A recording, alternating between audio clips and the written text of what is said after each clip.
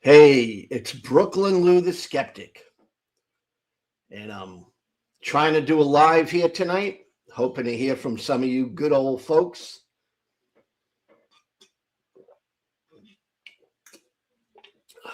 Was an interesting morning in Minnesota, in Minneapolis, and I have a video I'm going to show, which was quite interesting.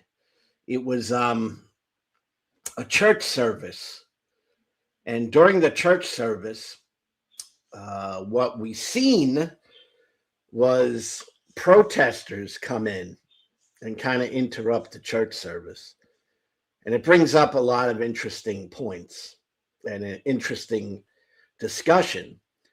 So I'm going to hang out, see if I can talk to any of you good folks that might come across the stream.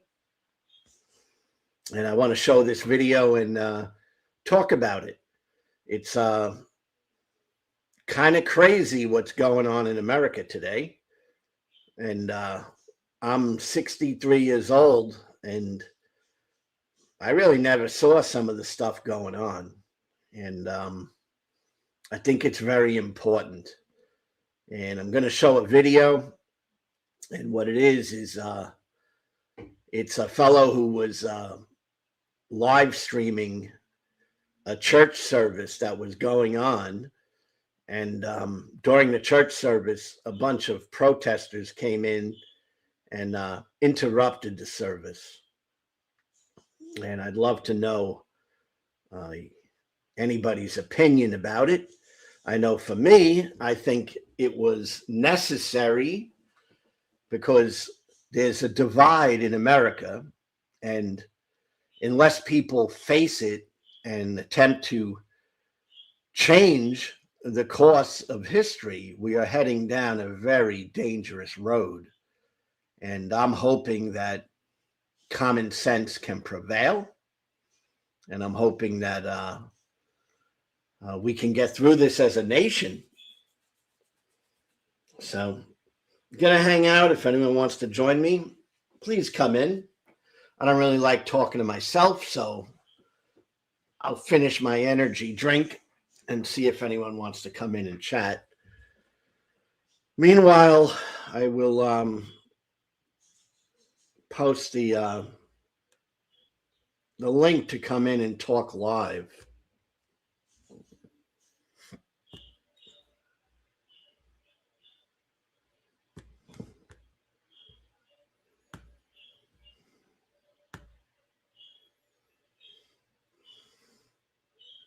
Well, there's the live link.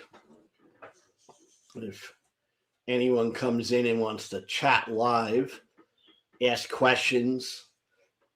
But I do want to show this video, and I don't want to show it to nobody. So I'll wait and see if anyone wants to chat tonight.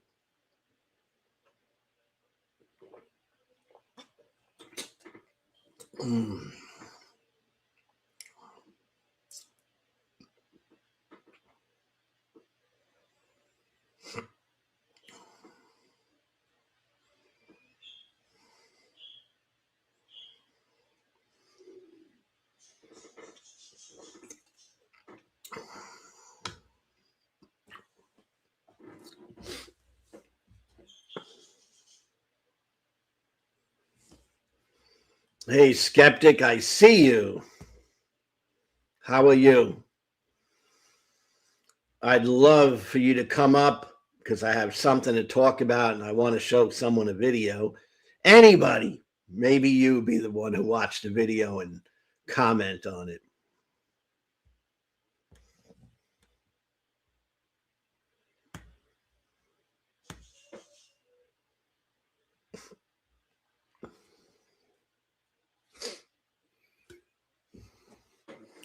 I've been watching you, skeptic, kind of doing your own thing. And I really appreciate you being on YouTube. It's important to have some level-headed thinkers out there.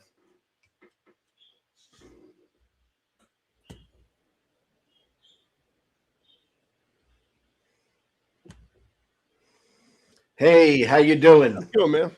Good. I'm glad to see. I've been watching some of your YouTube, and Appreciate it. I'm glad you're putting in some effort. It's not an easy journey. Whew, it's an uphill trudge, man. I need Oh to my start doing gosh. some shorts is what I need to do.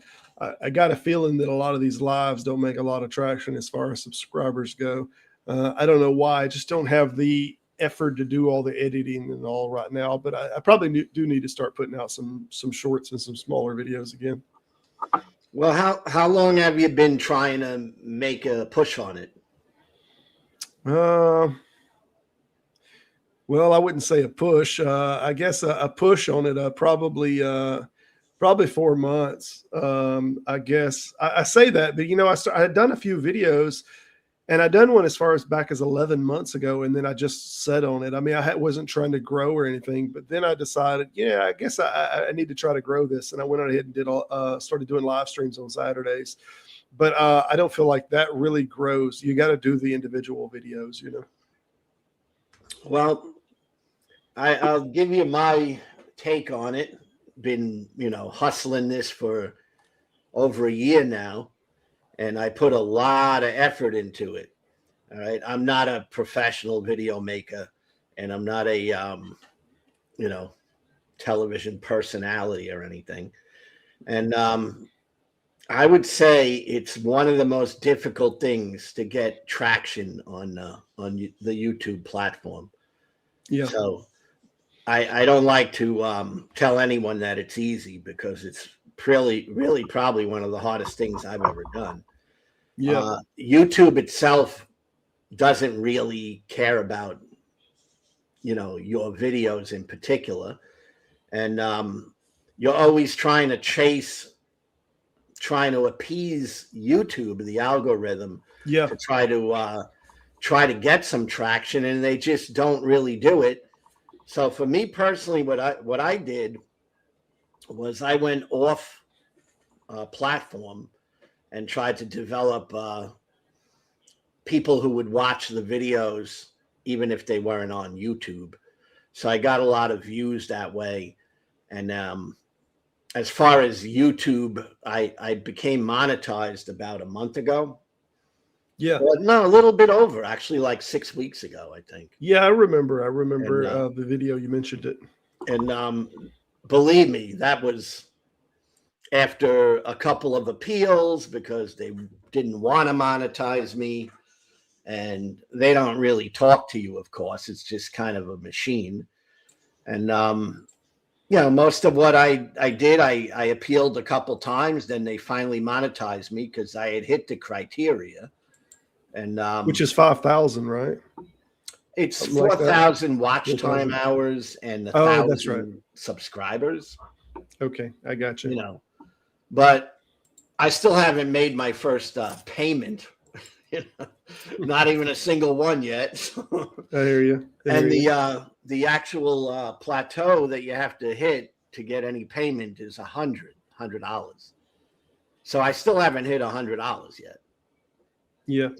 Well, and I'm not sure that I'm even interested in trying to make money off of it. My wife kind of asked me, with this just a pillow talk conversation, whether I even wanted to do this in that way. And I said, I'm not really sure that I do. I would almost rather be a co-host or something and come on and just chit chat. I wind up being on a bunch of different shows, and I've probably got more hours logged on different shows than I do on my own screen time, the truth be told. But yeah, I just like talking about the subject more than anything. Well, I'm glad you popped on, because I don't have many people here today. And I have a video that I was watching this morning, and I found it really interesting and astonishing, really. And it's of a church in Minneapolis. I don't know if you heard the story yet. It's not really out there so much on social media, although I caught it, and then I saw more on it. And before I came live today, I was trying to put together a longer video on it, but I just didn't have the time. But it's a church in Minneapolis where the protesters came into the church and disrupted the church service. So this was something I had not seen yet. And it was very, very interesting, and it brought up so many different important discussion, talking points. What's appropriate, what's not appropriate, etc., etc. But I want to play the video, so I'll have you watch it. I took a clip, a 2.5 minute or so clip of what was going on at the church. Okay. Here it is. Let me get it up there. See how I got to do this. See, even this complicates me. I got it here. So this should do it, I think. I mess with StreamYard only to the degree that I have to. There we go.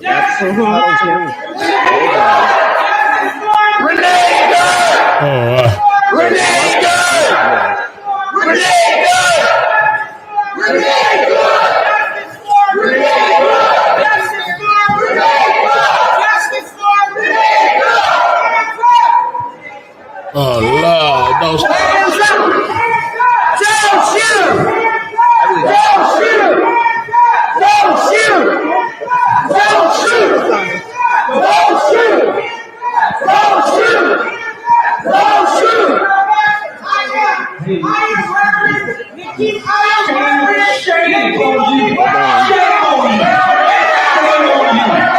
This is the house of God, and we're worshiping.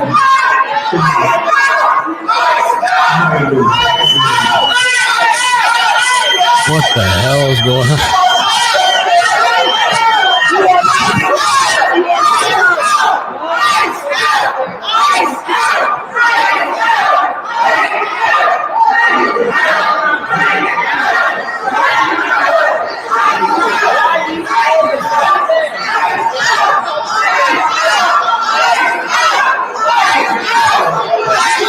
Wow.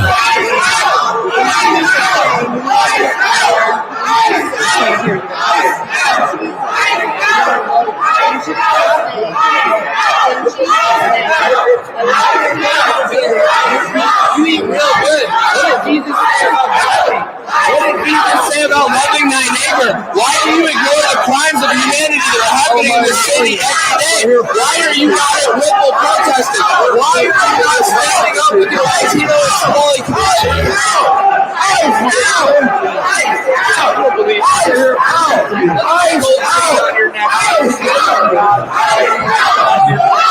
Insane.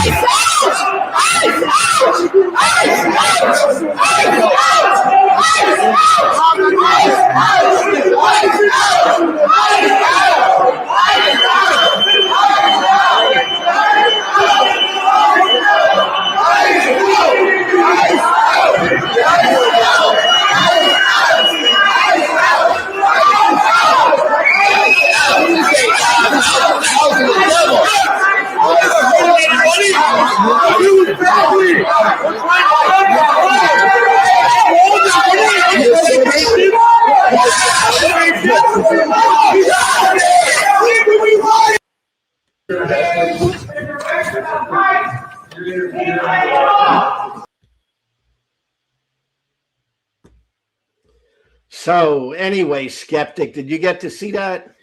I did. What I got to ask you, you know what's going on, right? It's this morning, Sunday morning. It's at church, a church. Okay. Now, here's some background. The protest was organized. This particular thing was organized by a Christian minister, a woman, a black woman, and she organized this. And the person who runs the church over there, I guess the lead pastor, is a as well as being the minister of the church, he's also a field agent for ICE. Right. So okay. So I was trying to dig into the root of this, why it's caused to start with, and I was presently I was digging for that presently to find out why they picked this church.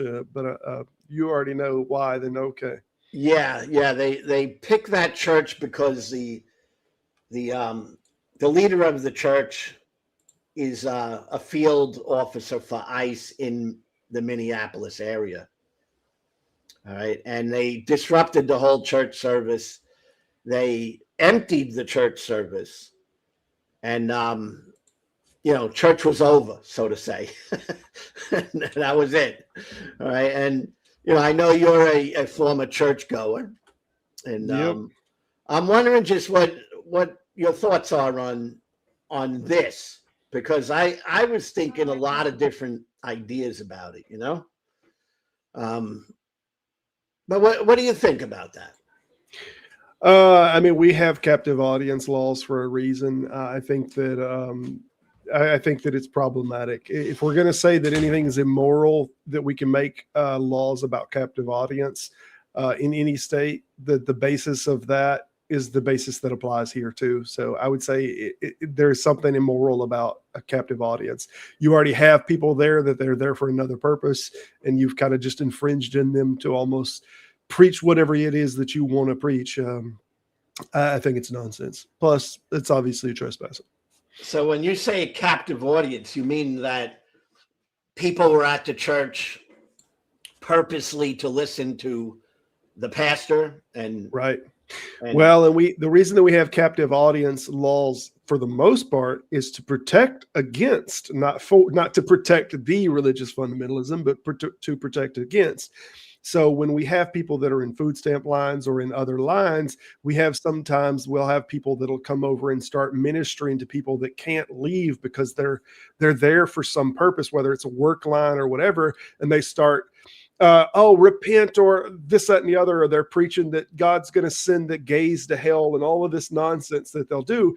And there's nothing that you can do. You're stuck there. That's your, so there's captive audience laws in a lot of states have captive audience laws because of that, because people didn't come to hear that crap and you're getting them stuck somewhere. It's not like they came to your church to hear that shit. So in a lot of ways, that protects people who are of a different religion or even secular that just don't want to hear that. Well, those same laws, though, if that is immoral, then how can this not be immoral? It's the same standard of protection. These people didn't come to hear all that. They're here inside of the church. In addition to that, you obviously have trespassing. So I do think there's a moral issue here. I think the trespassing is a real issue.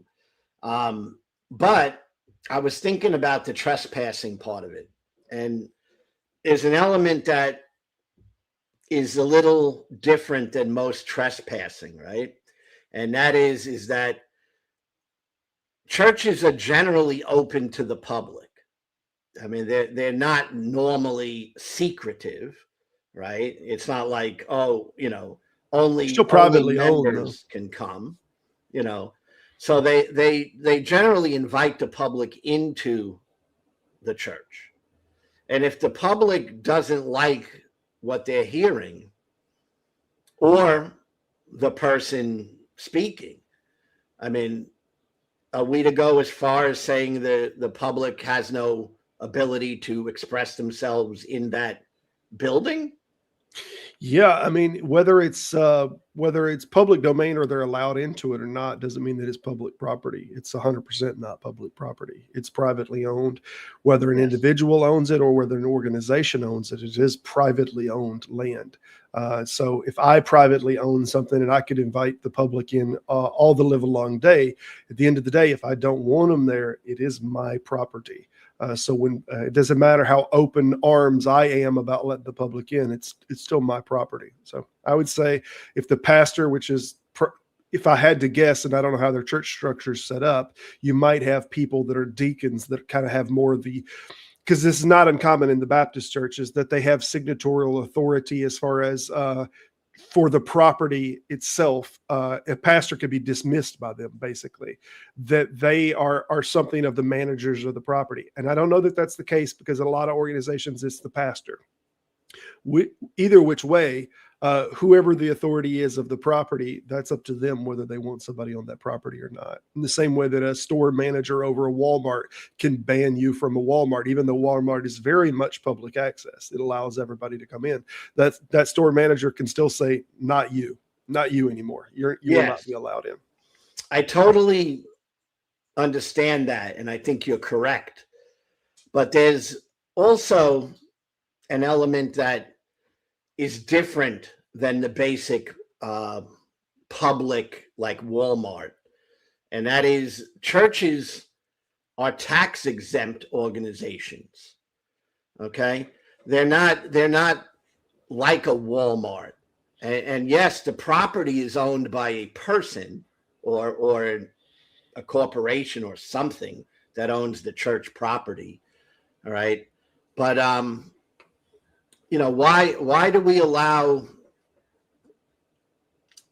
churches or any other group that is specific to who can and cannot come into their facility tax exemption?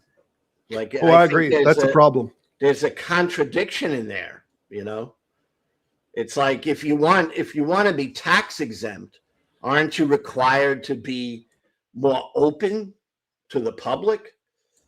I mean, well, I don't know how the laws are on that subject, but I know when we had early founders on the subject, Madison was the only one that we could say in our early founders was he 100% was Christian. I would argue with anybody that Madison was Christian, while Jefferson and maybe even Washington, they might have been more deist or whatnot. I think, because I've heard atheists say all the founders that they were all, deists or that they didn't believe.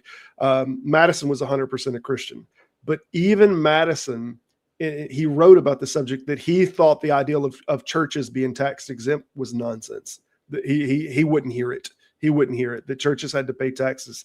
So I take the same position. I don't know how we got so far away from our founding ideal about this subject. I think churches should be taxed. As to whether that intrinsically means that they've let go of any sovereignty of their property because they're not taxed, I don't know about that. I don't think that that's the legal case. Yeah, I mean, I think that there's these compartmentalizations that are made, right? Like the church is given a special place. All right. Now, I don't know why. That's, as a secular thinker and as an atheist, I don't know why they have a special place. But isn't there like a special protection here? They can own their property. They can run it the way they want to run it. They could do whatever they want. They can prohibit people from coming in and out as they see fit. But at the same time, they're going to get the protection as, from paying taxes. And I just think that there's something a little wrong with that. I agree, but there are also other organizations, whether they're charities or whatnot, and let's say the secular charities, some of them get exemptions for taxes, or you could even be at a lower bracket of income and whatnot, and you have special exceptions for taxes. And that doesn't mean that you get to, and we could even go a step further and say that you could have courtrooms and whatnot, that you can't just burst into the courtroom, even though the entirety of the courtroom belongs to the American people. And it's government property. So even then there's operational things that you just can't go in there, so I don't know that should give them the right to be able to go in there. And I understand that there's a problem with the pastor and they don't like what the pastor has done. But even then, you're not just infringing now on the pastor. This is not just an assault on him. If you're violating anything as far as the, what do you call it? I just mentioned it earlier. Oh, the right to a gathering. There's a damn name for it, and I just used it earlier. Yeah, you were saying, yeah. But anyway, a captive audience. Yes. So what the hell does the audience there have to do with what the pastor has done?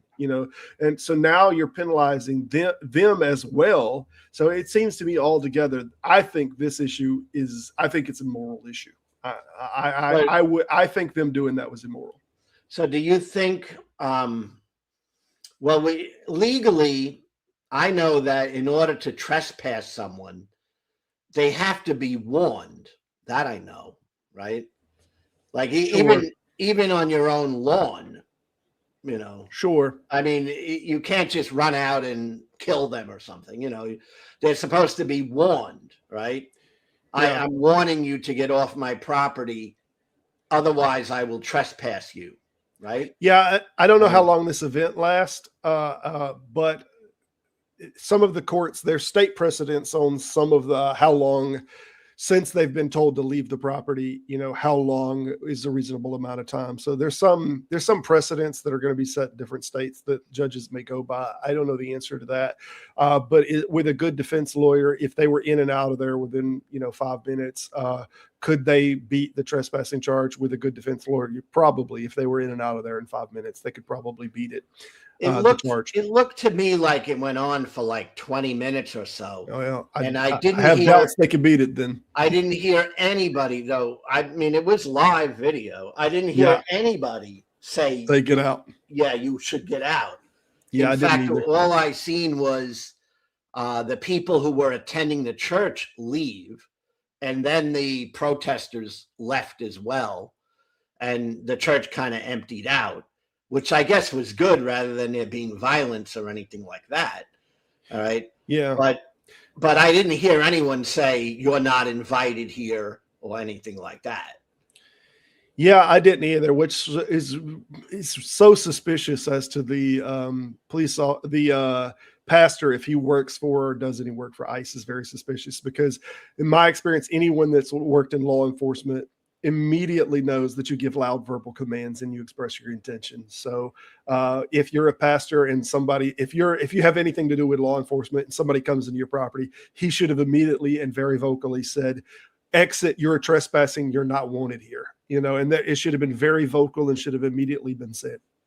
So the fact that we didn't hear that, I don't know why either. He's ignorant, or maybe he doesn't have anything to do with any ICE or law enforcement training to start with. So I'm going to follow it to see if anything comes of it, on the legal front. I think if they weren't warned or told to get out, you are doing church, and I don't know. I always thought churches were open and people can come in. I mean, that was like, that was the whole point, I thought.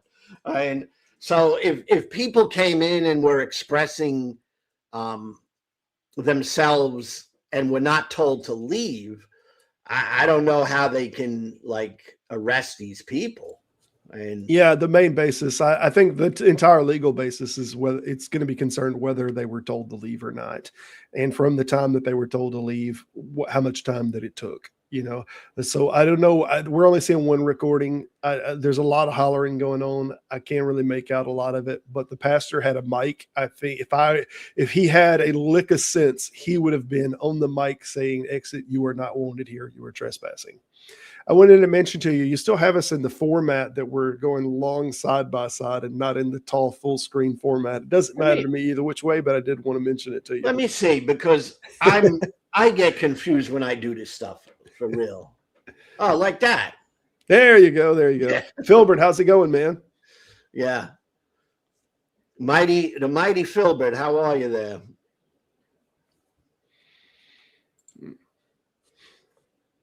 Objective, private property rights vary state to state. Yeah, I guess they would.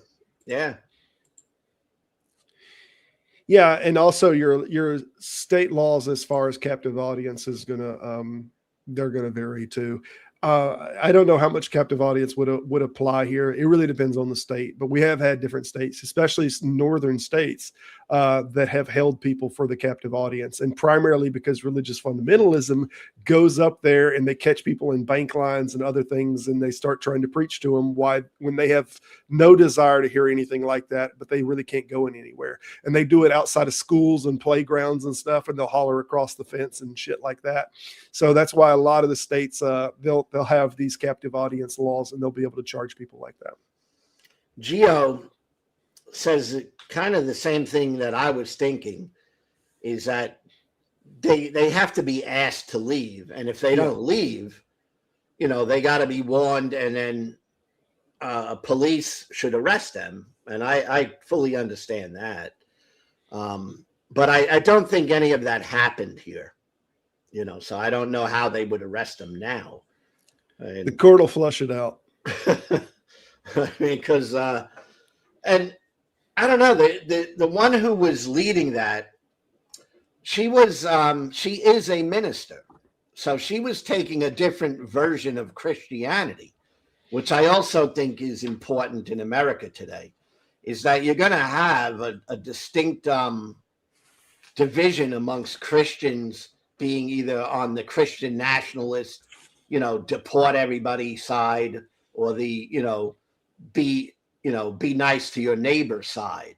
And there definitely is like a problem that I think is going to be much amplified within Christianity on which side the Christians are going to take on that. Yeah. Let me show you the reason why I'm about to abandon you here. Okay. I'm going to just so you know, you're valuable to me. Okay. But this right now is getting cold. So I'm fixing to bail on you, man, but I'll stay in the chat and keep watching. Yeah. And I appreciate you coming in and offering your opinion, because I think it's an unusual situation that happened this morning, For sure. That's not something you see every day. Yeah. Yeah. All right, man. Good talking to you. Later. All right. You have a good one. Let's see. Objective. Citizens have a lawful right to make a citizen's arrest for trespassing. Yeah. I mean, I would guess they could too.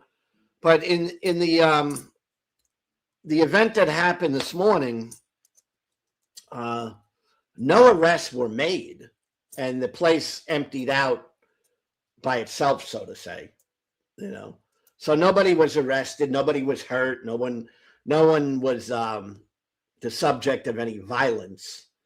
So there was no violence whatsoever. So I don't know that anything could be done about it. I know that people are going to take a side in the Christian world, and I'm looking forward to see what happens in the religious world. The Christian world. The Christians rally around. We got to, make sure that people who disagree with our position on ICE, are not able to come here and express themselves. And yeah, they could do that, right? It's a private property. Right? Or are the Christians going to come on the other side and say, no, we've had enough with the violence on the streets, and Jesus would not have wanted this, right? And as an outsider, atheist, I'm just going to watch and see, Oh, objective. What happened was this. This morning in Minneapolis, a church service was interrupted. Protesters came in, anti-ICE protesters who were on the streets in Minneapolis. They came in, and they were led by a Christian minister, a woman. And those protesters interrupted the service because the pastor of this church is also a field officer in ICE in Minneapolis, where a lot of violence is taking place, and ICE is tear gassing people, et cetera, et cetera. So the church ended up emptying out because they disrupted the whole thing.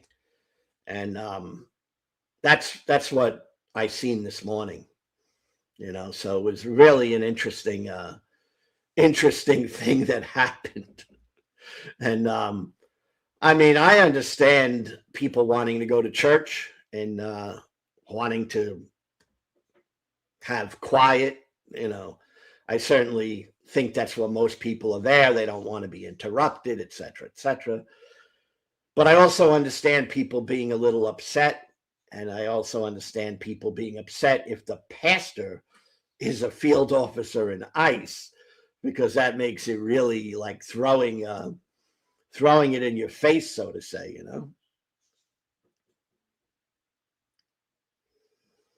Yes, Gio. Churches aren't inherently public forums. Absolutely, you're correct. The thing is, that I don't get is that they seem to want it both ways.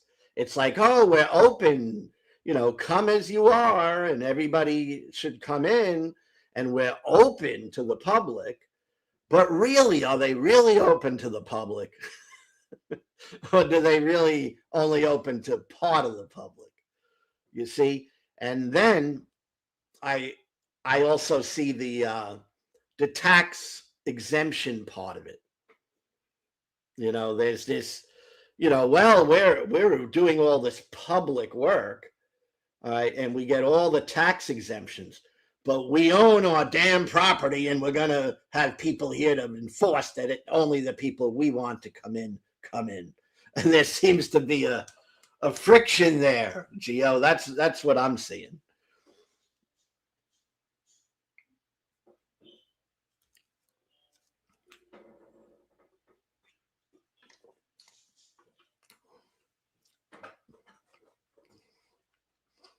And in this country, let's face it, there's chaos.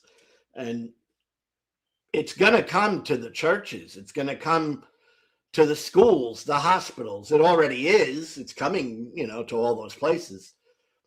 But I think it's going to get worse. I think it's going to be, chaos everywhere. Unless something is done,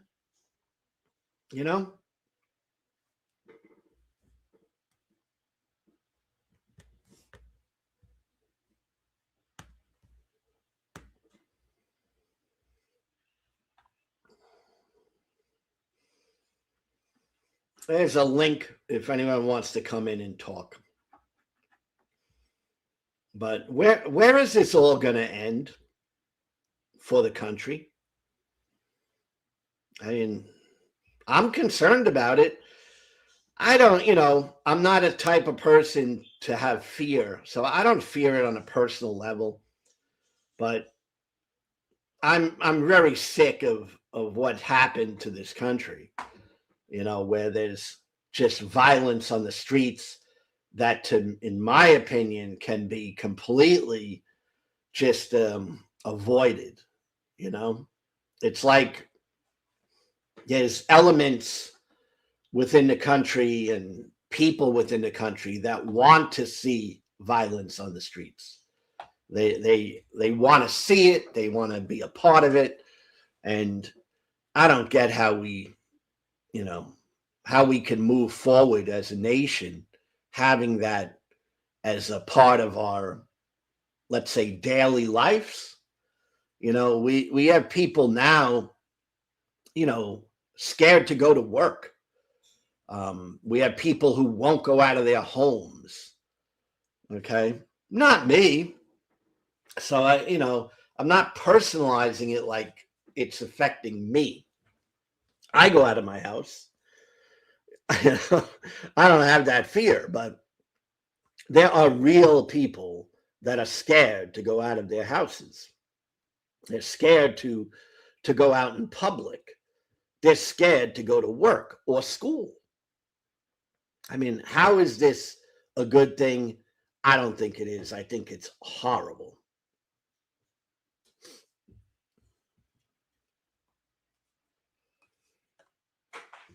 Right? And man, about churches being not inherently public, man, I get it. But don't they try to seem to say they are public?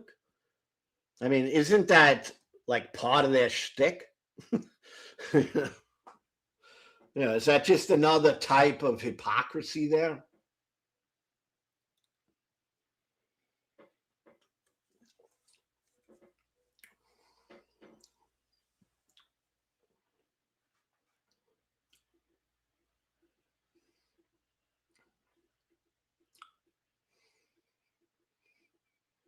Yeah, objective, I agree with you too. A lot of divisive misinformation, for sure. And people put themselves on one side, and that's all they get is information that is designed to appeal to them. And the algorithms put you in a box. I mean, they actually want you to be in a box as a consumer of content. That's why it's so difficult to grow on YouTube. That's one of the reasons. It's very hard because, you know, these algorithms are more than you know, years ago. This is stuff that is purposely eliminating large portions of a population to receive any information that contradicts the information that they're already getting. And I think that's a serious problem too. You know, I mean, these platforms are corporate owned entities, and they only want content that they feel is good for them to be out in the public domain. So you can get buried, all right? And I'd say most people who try to establish a social media presence, they get buried for the most part. And they're fighting an uphill battle just to be heard. And I think that's a shame, you know, but I can't change it.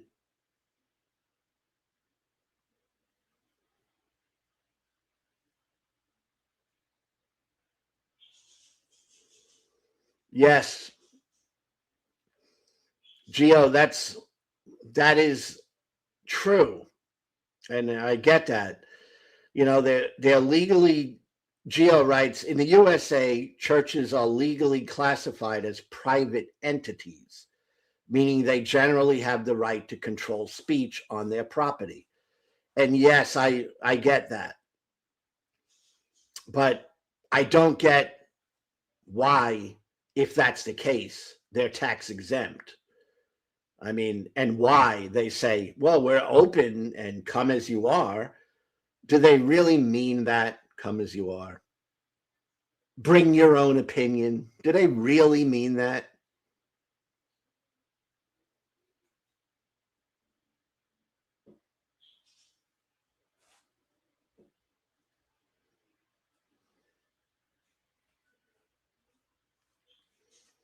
See, I think that social media platforms, which are run by corporate entities and they're corporately dominated, they can control the minds of people just by setting their algorithms a certain way. So they have a lot of power, all right? Because people are sheep. I've always felt that way. You know, people like to follow. And if they set and they put in place where you're only going to hear the things that make you feel good,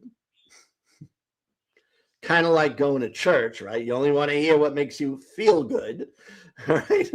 I mean, it's just kind of a part of a brainwashing of a free society.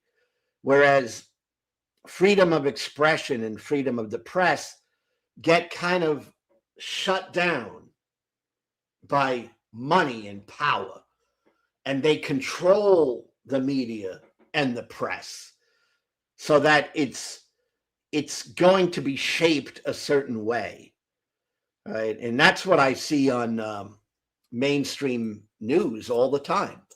They're very careful about what they show people. They're very careful of what the anchor says, and they kind of want it to be somehow down the middle on controversial issues. Very rarely on mainstream media will you hear somebody take a stand on one side completely, right? It's always like, well, we got a middle of the road it. And I think that middle of the roading it can sometimes just not be the smart thing to do. Not when you're dealing with something as important as people's lives, you know, etc. I mean, someone is killed and then, oh, well, we got to figure out, was it good? Was it bad? Was it, you know, was it justified, not justified? And I say it is, and I say it's not. I mean, what kind of a society do we live in but we can't even call a spade a spade. You know, that's like being lost. Oh, no, skeptic. Of course I don't mind. I wish I had a beer myself. I may go get one because I don't drink very often, but I'm really thirsty, and I do have I think I have Corona in the fridge.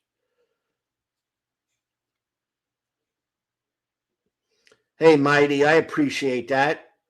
And another time, I love for people to participate. Hey, skeptic. Hey, man. Yeah, I just wanted to ask. I don't think there's a problem with drinking a beer. Yeah. Still America, right? I just wanted to ask. Yeah, I've generally been staying out of the subject of the news lately, man. I haven't been paying it much attention. I hate to say it. Whenever I came out of religion, I came heavy into the subject of God and theism. And then I kind of jumped out of it for a while because locally it seemed like it was just a painful subject to talk about. There's no traction on it or anything. And then I wound up getting into the subject of religion because it was a shift in a way of thinking. And when you change to a more skeptical position of thinking, not only are your religious ideals changing, but your political ideals are changing, and how you see what's going on is changing, just because your methodology of coming to conclusions is changing. So then I had a heavy time that I was very interested in the politics, and finally I very much got tired of the politics. And the truth be told, maybe I'll get tired of the religion again. I think I'm more interested in the methodology of coming to conclusions than I am of anything else. So I think that's where the subject of education might be the next one that I'm more interested in, and how we're talking about education. They have these different institutions that deal with trying to show programs that will teach kids how to decide what is true and what is a hyperbole, right? I think the ICF group, I can't think of what the hell it means, or IFC, I think is the name of them. They have an organization, or they have a little project that they're running that'll do these showing children how to think critically about news articles and whatnot, and whether that is something that is a factual claim or whether that's hyperbole, and to distinguish the difference. And I think this is very important. I think every school system should start doing something like this to try to train children to see what is rhetoric and what is factual statements, because this is where this generation has gotten lost in the subject of politics, is that over and over, we cannot distinguish a rhetoric and rhetorical things that are being said that don't have a factual basis, and those things that are a fact type claim. And we're just not able to distinguish it as a society. And that's where our political failings are going on right now, in my opinion. So I want to tell you, skeptic, we talked about this one other time, and I am totally with you on that. I think it's very important. And I'm going to suggest you make a video about that, because I was going to make a video about that because I thought when we talked about it, I'm like, this is a great video idea, Yeah.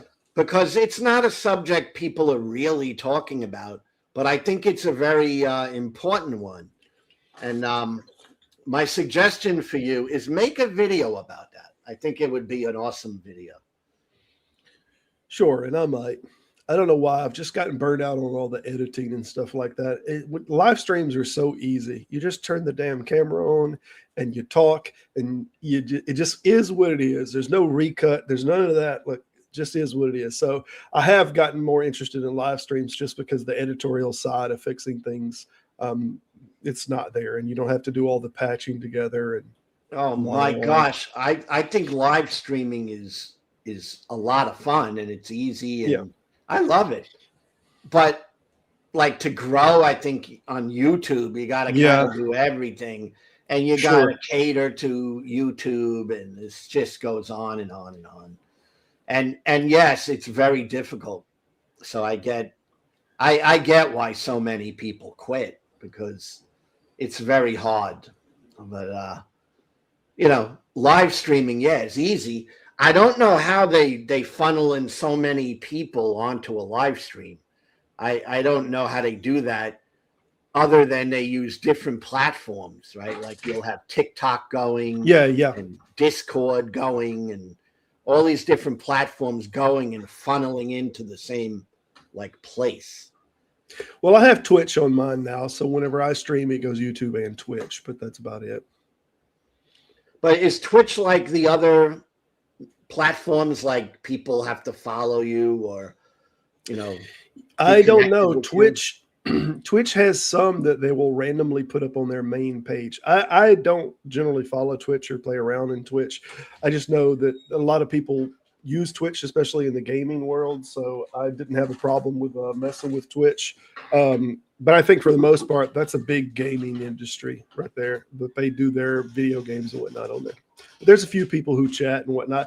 I went on to Twitch and I seen on their main page, they had a guy just sitting there in underwear, basically laying there on the couch with his shirt all out. And it just looked so odd and almost comedically odd that he was featured on the homepage, and like thousands of people were watching him just sitting there talking with his hairy chest and all. So it's weird what will start taking off, and just people will just be flipping through videos and they will like see something live and they'll click on it to see what's going on. It's strange how the brain will work, and I think people like Twitch is kind of owned to the different things that'll get real popular real fast. Geo and objective ethics are hitting on kind of an important legal element to this church protesting thing. They're both hitting on something very important. Objective says technically it's not a right to control speech. It is a right to control access. Yes, I do think that is accurate. Speech is protected federally. Yeah, I think so too. And it's a matter of access, public versus private. All of that, I think, is accurate. All right. Geo says churches willingly open their doors to the public. Yes, they don't have to. So I think that's accurate as well. And this is a voluntary choice. Yeah. It does not transform the building into a public space where anyone has a legal right to speak. I guess. I mean, that's I don't know. I'm not a lawyer. But the part at the end where anyone has a legal right to speak, that's very touchy, I guess, legally. I think the biggest problem that most people will have with the subject of churches, and it's a problem that I have also, is obviously that they don't pay taxes. But I don't think that there's intrinsically anything that's tied from they don't pay taxes, therefore they're public access. I don't see that A follows B. I do think they should pay taxes. I think that the founders were very clear on it. And even the most Christian of all the founders was very, positional on this, that churches should pay taxes, and he didn't want them to have an exemption to it. So I think Madison wrote on the subject, and I think he was primarily addressing the Catholic Church that he was referring to. And I think he was a staunch Protestant. And I think a lot of the early founders had problems with the Catholic Church to start with. So a lot of their ideas and concepts were not directly aimed at all churches, but a lot of them were aimed at the Catholic Church. But that having been said, it was clear in his writing that he didn't think they should have tax exemption. So, and he was I would say the only true Christian among them that we could say was a Christian. The rest we might be able to call a deist at best, but he wasn't. Madison was a Christian and still pay taxes, he said. So yeah. Now, one part of what Geo is saying, that I'm not a lawyer, so I don't know. I'd like your opinion, Skeptic. A church building does not transform into a public space where anyone has a legal right to speak. Do we have places that you don't have a legal right to talk? I mean, I don't know. I mean, I really don't know the answer to that. I don't know on that. Again, it's always access. I think it's always access. I'll say this. different states treat this differently, but strangely, there's a public safety concern is why some of the state laws are made about public access areas. And I only know this because I'm a fire extinguisher service technician and I service fire extinguishers all the time. And we have what we call the NFPA 10 on portable fire suppression. And we have a lot of fire suppression standards that a bunch of different states will sign on to that, whether it's the NFPA 101 for general facilities purpose or whatnot. And the ideal is that the fire marshal has authority in this state. The fire marshal specifically has authority over any area that serves the public domain. So if we're talking about a residential house, the fire marshal has no authority over it. Whereas if we're talking about a club or somebody that serves the public, even if they are a private entity, the fire marshal is an AHJ or an authority having jurisdiction over it. So even though it's a church and it's supposed to be a private property, the fire marshal's office in this state, they do have authority over that property because they're serving the public, and there's what we call a public vested interest in the property. Subsequently, they extend their laws and their standards over that. And they would be the same as whether it's a club. You could be a private club, bar, or whatnot, and you serve the public in that way, and they're still going to be an AHJ over your property. Whereas your own personal residential property, no, not in this state. They won't exercise any kind of authority because there's no public vested interest. Now, Gio again says the First Amendment primarily protects individuals from government censorship, not from restrictions imposed by private entities. And I think that's true as well. All right. But aren't there like issues that really come to like really a very close judgment on what's actually going on? Like, am I allowed, and I don't know the answer to this, but am I allowed to go into, let's say, a Muslim temple, and am I allowed to go in there and say, you all need to be saved and accept Jesus Christ as your Lord and Savior? Am I allowed to do that, or is that illegal for me to do that? That might be state by state, but I'll tell you, a lot of the states that have the captive audience thing, that might be a problem. Even in that, I'll be honest. And I don't know what all states, you'd have to look up to see what all states have captive audience laws. But we get this, I think New York has one, if I'm not mistaken, because of the shit that goes on the subway. Because they'll have preachers that'll go down there, and now they're all stuck on the subway train, and they'll start preaching to them and whatnot. And there's nowhere they can go. They have to catch their ride to the house. So these kind of situations, a lot of states will have captive audience laws because of it. And I think the captive audience law would apply even if you were welcome there and you come preaching this and they're here. I don't know the case of that, but I think more than anything, the church would just be able to say, you have to leave. You're not welcome here. And once that statement's made, then you're trespassing. See, he follows up, and it's getting right to the pinpoint of these issues. A private store owner can set rules for speech on their property and ask individuals to leave if they're violating those rules. Does that include, like, I don't like that you mentioned that you're gay, so I'm going to ask you to leave? I mean, do we go that far with it in America? Like, you're allowed to, if I have a store and I say, I don't like anyone who talks about, being gay. Just, as an example, am I allowed to do that? And you got to leave because you're gay? Yeah, these are two different subjects, because the truth be told, you can, and again, I'm not a lawyer here, but the best I remember on the subject is things that are protected under civil rights, things which is now homosexuality, and whether you're a male or female or whether you're black, you cannot just have someone leave your property based on that. Other than these subjects, I mean, it's really up to you why you want them to leave. Whatever subject. Hell, I don't like the shirt you're wearing. But as far as discrimination, there's discrimination laws now, and I still think it might be their authority to make you leave on there, and then they'll still trespass you, but you could be sued on it. It might be more of a civil violation than it is a criminal violation to make them leave on the grounds that you're discriminating against them.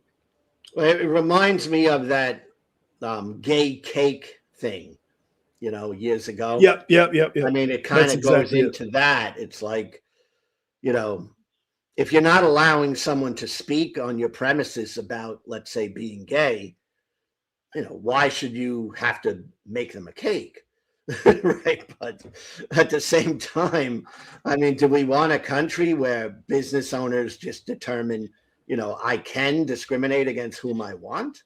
I mean, it's very touchy issues here, Yeah.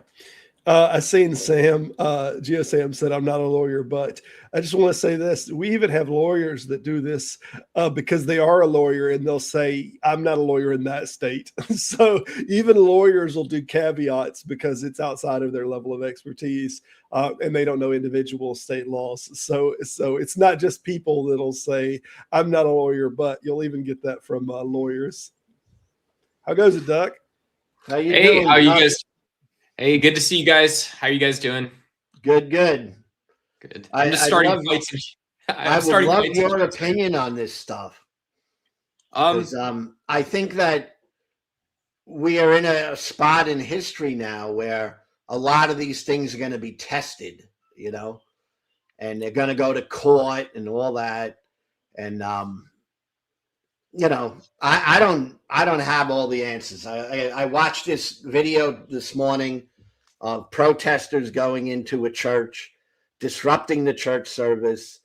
The people left. It didn't seem like they were told, you must leave or anything, but they left. Everyone ended up clearing out. And I don't know. I mean, I don't know. I think it's awful that we're at this point in history, in American history, where this would even be going on. So, I mean, that's just my personal feelings. I'm upset that I'm seeing it. All right. But I mean, what do you think? I mean, are people allowed to go into places and voice, what they feel anymore? Yeah. I mean, I think obviously, I think people going to a church, they are, they're to me, there's a sense that you're obviously trying to disrupt something. And there's also a sense about perhaps the form itself, not to romanticize it, right? I don't have all the facts of what happened, but, or what they were hoping to achieve.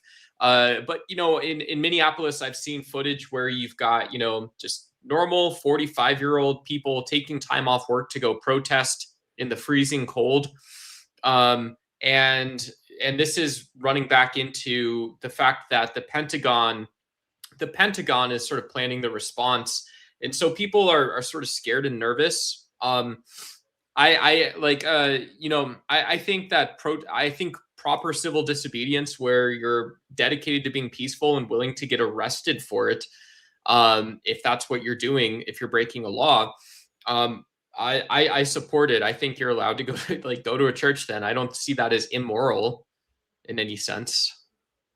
Yeah, I don't personally, but I particularly in this issue, in this particular situation this morning, it was interesting to me that the protest was led by a Christian minister.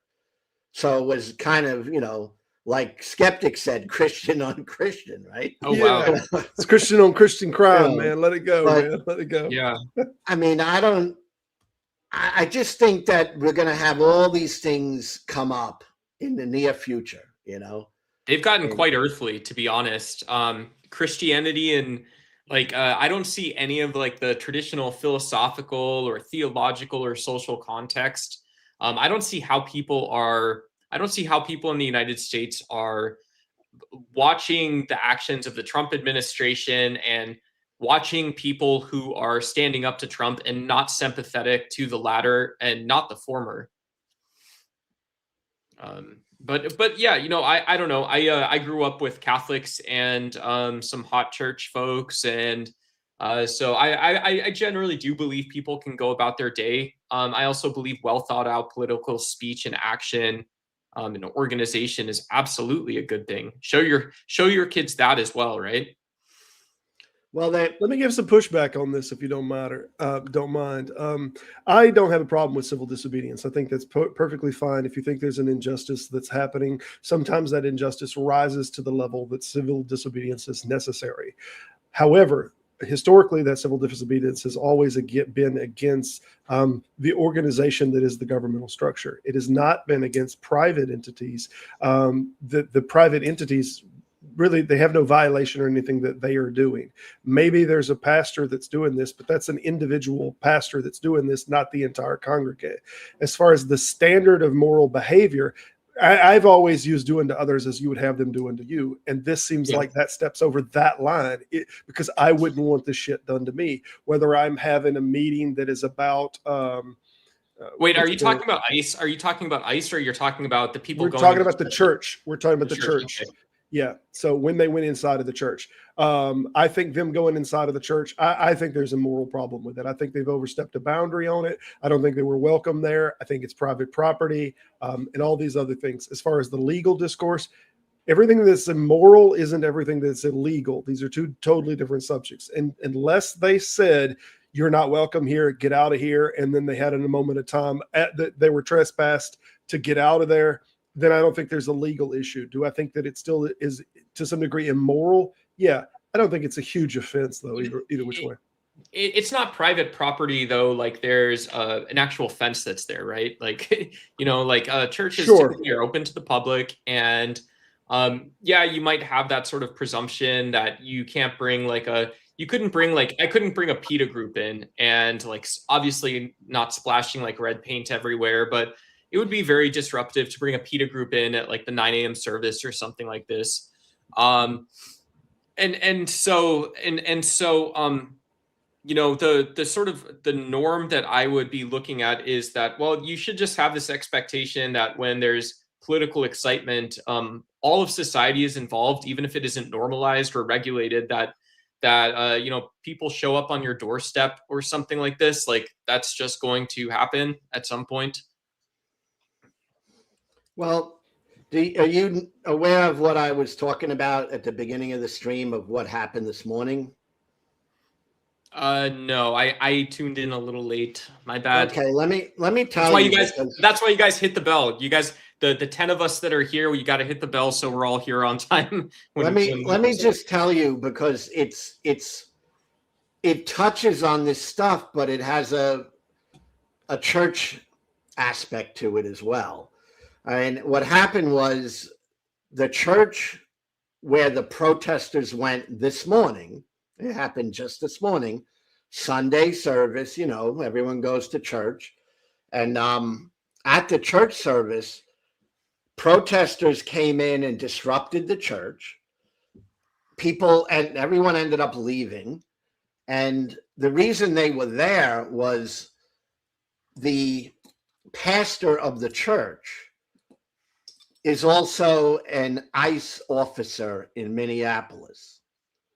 Okay. Ooh. So there's this political angle along with church, along with kind of freedom of speech. It all kind of mixes in there. I found it very fascinating, you know?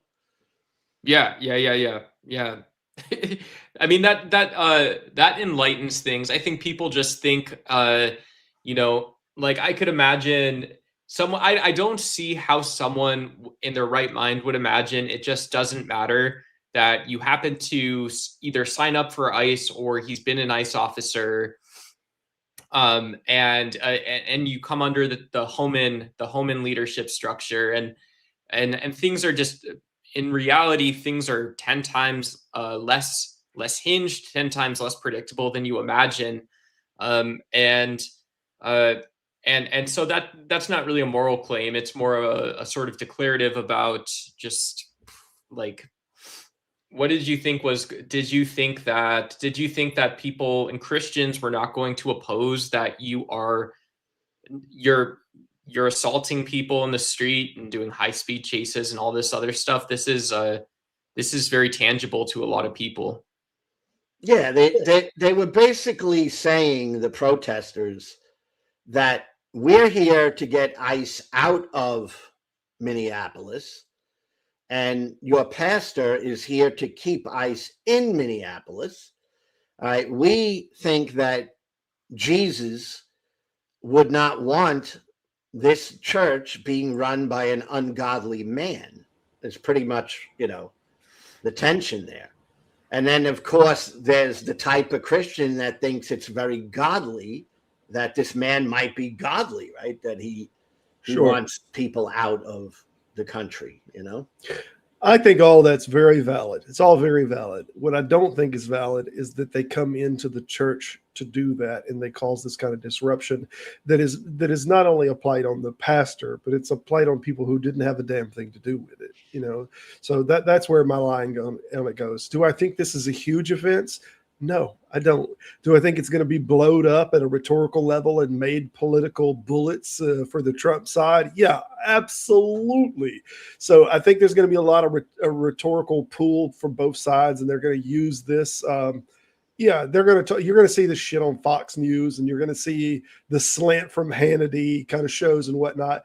But I do think it's wrong to the degree that it was just infringing on their personal freedoms and on their not right to assemble. What I was just talking about a captive audience laws. Captive audience. But other than that, it's not a big deal. No one got hurt. It's over with. No, I'm really glad nobody got hurt, and I'm glad that that it wasn't a thing where we're reading about someone getting killed. Let's just not minimize something, though. Is that if churches are also tax exempt, and their speech is often political, and so if we minimize the fact that churches just naturally this is what I think a judge might actually consider, even if they don't say it in the courtroom. Churches naturally are going to run into many circumstances where they're facing the public, whether it is on public social media, whether they go to a farmer's market, or they sit outside of a grocery store on a Saturday to promote a church festival on a Sunday. You're allowed to do all those things. You also don't have some special, legal protection or special status where society's not allowed to interact with you in a way you find uncomfortable as a result of the fact that you are just an organization about the community. And so if the protesters were peaceful and nonviolent and all this other stuff, I would, my moral compass personally would be, well, let's address this with a very light touch. Let's have that light touch that Donald Trump and ICE does not have. And let's also not shy away from voicing our opinion here. I think I watched the whole thing, and I think it was peaceful because there was no violence or anything, but it was loud and it was disruptive. And the person who organized the protest there was a black woman who is a lawyer, so I'm sure she checked out legality. I'm sure she thought about it. And it was also a minister as well. So I think that she must have thought about the aspect of private property and all that. I hope she did.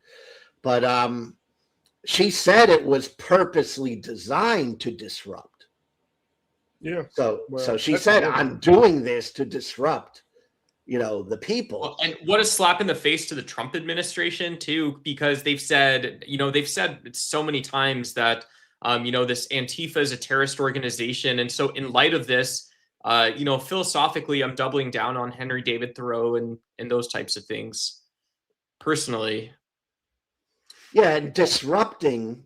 This is where that whole legality thing, I don't know, civil disobedience is disruptive, right?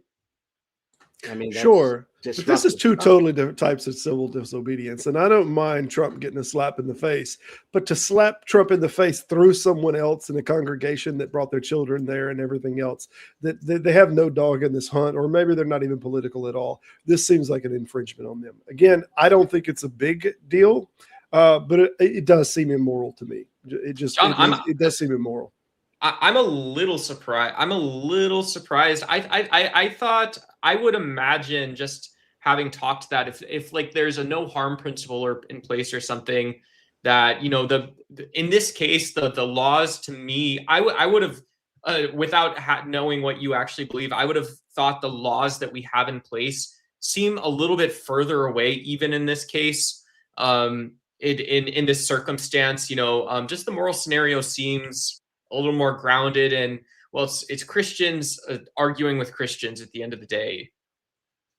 Yeah, and I made that comment earlier. This is a Christian on Christian crime to start with, but that doesn't matter. That doesn't. It doesn't matter what group you belong to or you don't. Your protections on the subject should be the same, regardless of what your belief is. So I don't think. I don't see this as right. It's just, I don't see it as morally right. Do I think it's I don't think it's a legal issue to the degree that whatever the state has set as, and I mentioned this earlier, Lou, you'll have different states that will have different precedents inside a law as far as how much time once they trespass someone and say, hey, you're trespassing, how much time do they then take to exit? And this might vary greatly by state, depending on what they have as precedents, but you might have 10 or 15 minutes. Some of the Walmarts, we've had people that they've been told you're trespassing, get out of the property. And then it's took them a good 15 minutes or whatnot to get off of the property. I don't know what the states are going to have as precedent on the subject, but I think that very well could legally come up.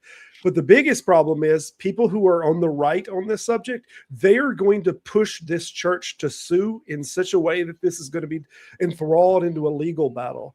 And the truth be told, if it was just the church operating on its own and we didn't have all these social outside political pressures to push them, they wouldn't sue on something like this. It'd be an open and done thing.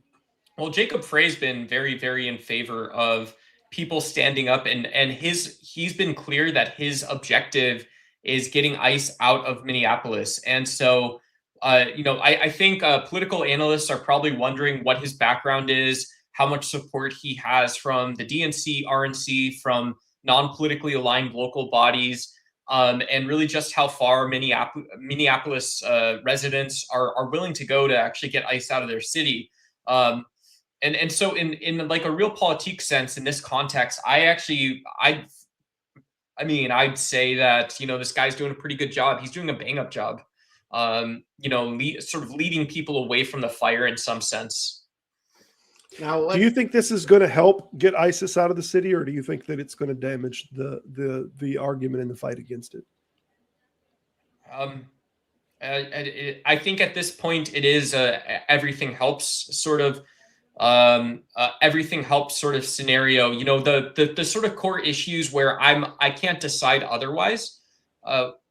If I knew there was transparency, and if I knew there were sort of these intergovernmental agencies being monitored, if there was congressional oversight, if we had a clearer idea about sort of the scope of ICE's mission, and how they're measuring success and risks internally, these are all things that I think would perhaps put a limit on what local politicians should be saying on television.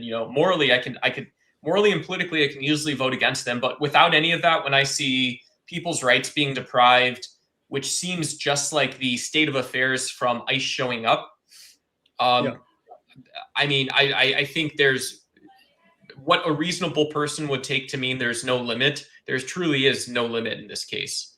Open up the Rolodex, and you take every media spot that you can, basically. There was a doctrine that was put forward by, I think, Smiley originally with JFK, and we've seen it go all the way back to Gandhi. The ideal is that when you're the underdog and you're not seen as the aggressor, that you're going to have an audience that's going to side with you a lot a lot faster, a lot easier.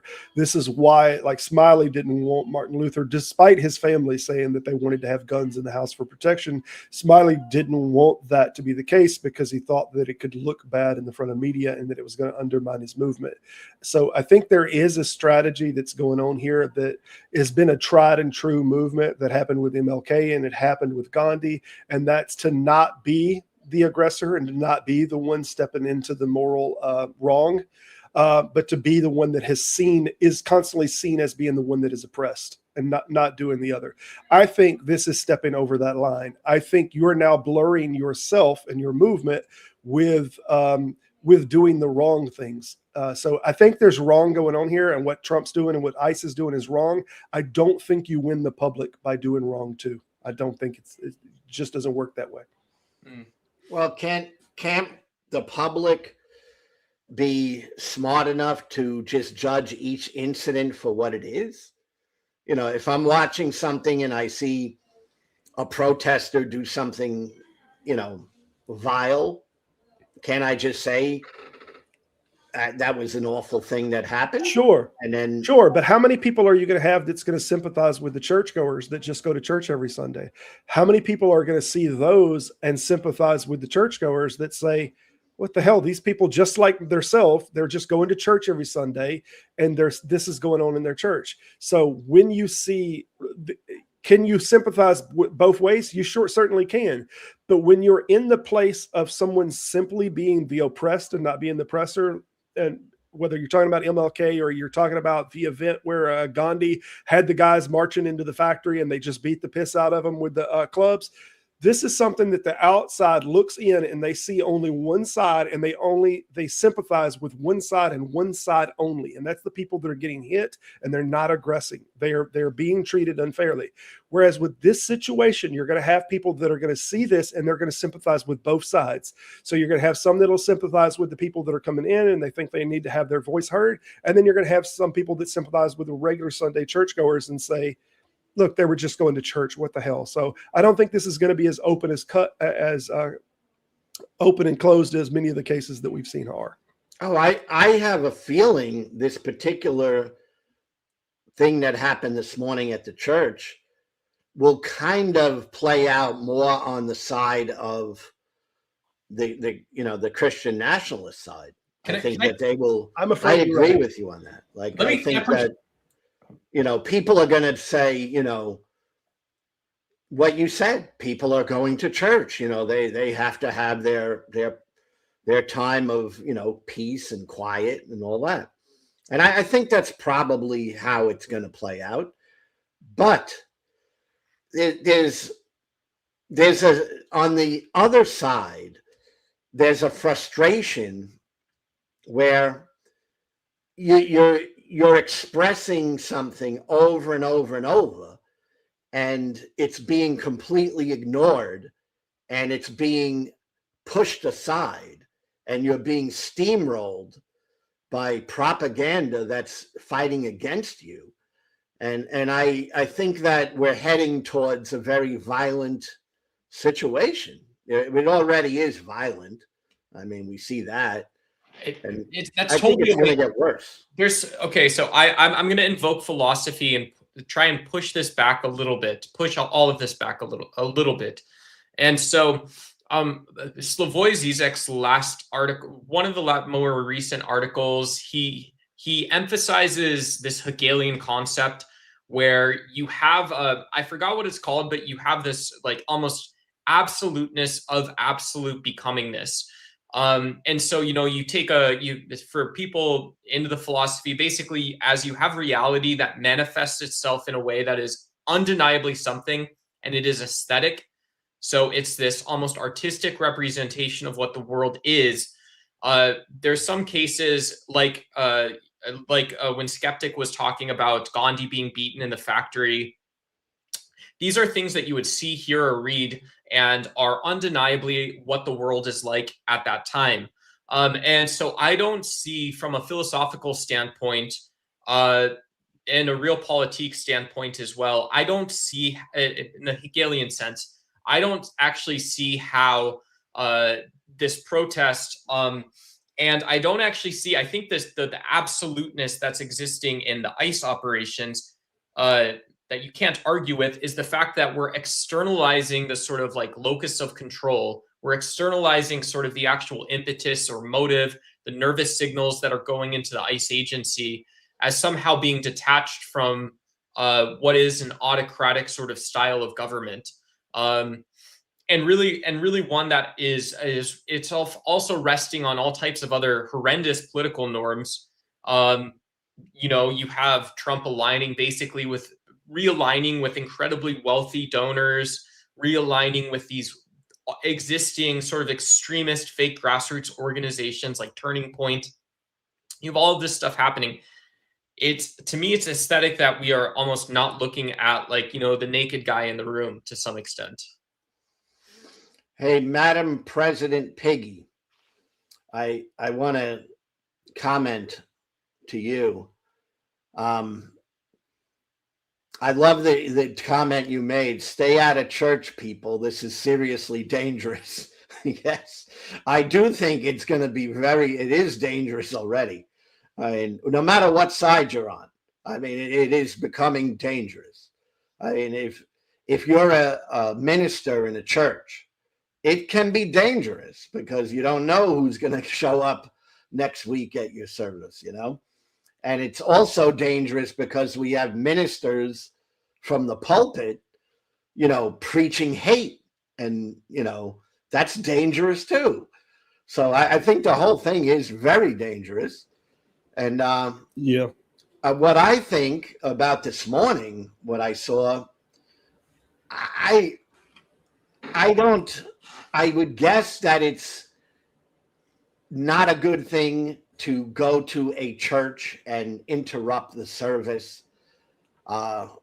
Legally, I guess you'd have to be told to leave before you should be arrested, because you do have a freedom to speak in America, but it is a private property. And my biggest problem with that whole thing is I see that churches just avoid and walk this line where they want to be tax exempt and say they're open to the public. And that's a big portion of what they try to convey in their public relations. And yet they're really not open to the public. They're open to people who believe exactly what they do. So, I mean, I don't think I agree with skeptic philosophy that churches should not be tax exempt, period. Yeah. And they're too much into the political subject.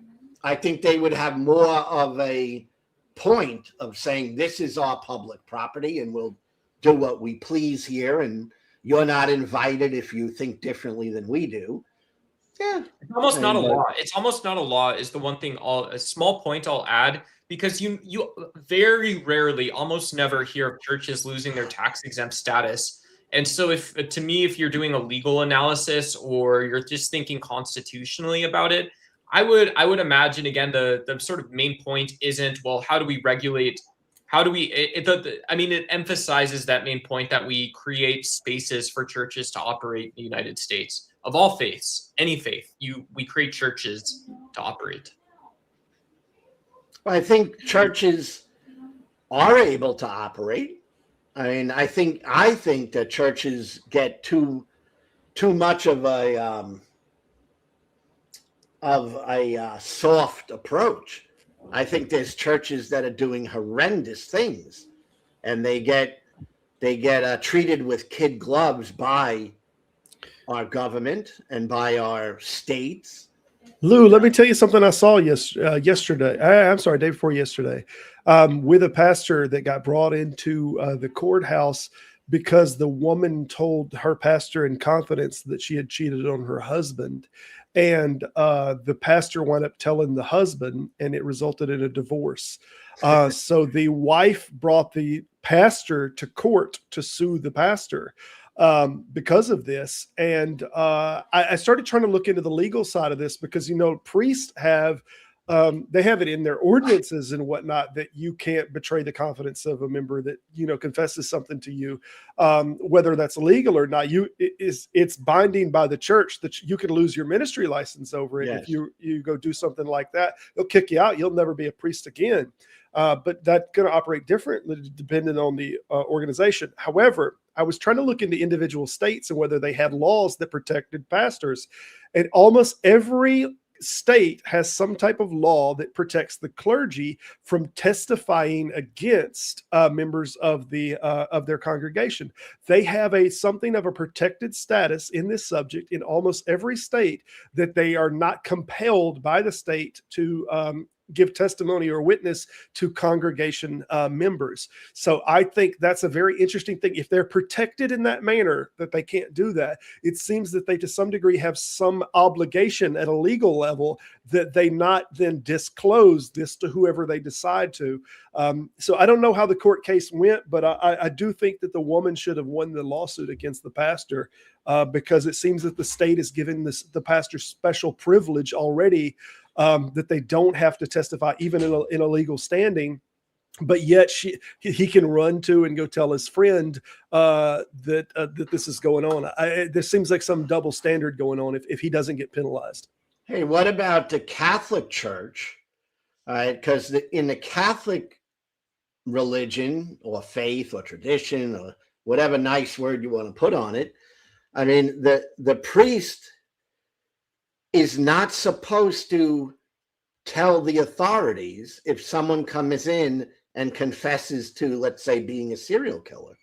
Absolutely. That's and they have weird. protected rights from the states on that subject.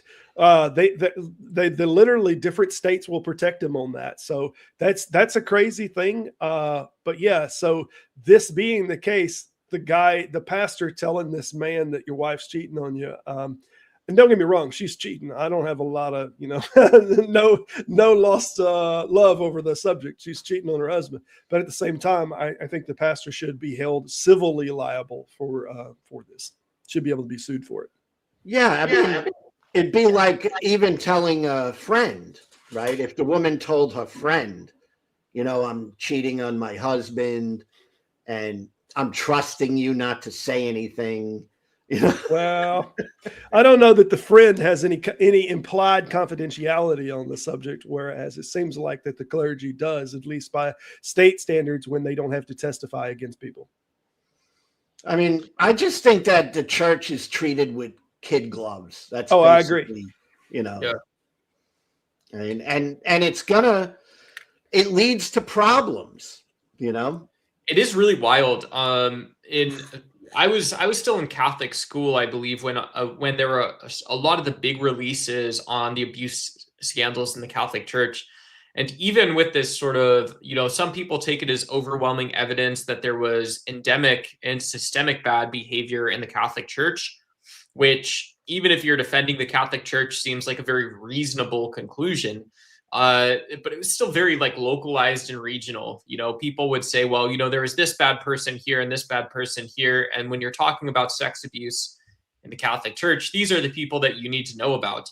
And so it's just such a high standard, even though like you're mentioning, when we think about civil courts, family courts, criminal courts in the US, there's basically the same norms and standards everywhere. And it just, to get to that point where you're actually facing a rule book, it seems to take so much in the United States, which you attract bad people. You attract people who see your church as an opportunity. And so psychologically, yeah, there is something similar. There is a similarity between choosing to go into the business of religion or choosing to go into the business of whatever, writing books on political extremism or something. I think that many bad people are attracted to churches because they're accepted there. Oh, opportunistic. I mean, it's like, yeah. I know in my years as, evangelical, the church would accept someone who was a convicted whatever, right? A convicted R word, convicted, and they would accept them because Well, they're forgiven in Jesus, right? And it's just like there's this. It's an easy place for fraudsters, criminals, manipulators to find a home there, is what But I think. I generally agree, but this is also, if as a former Catholic, so here's how I would defend the Catholic Church if I was going to do that is I'd say that, well, look, a lot of these priest bishops had, if you actually look at who they are, they're highly educated. They do actually spend a lot of time in the community. They do actually spend a lot of time doing things.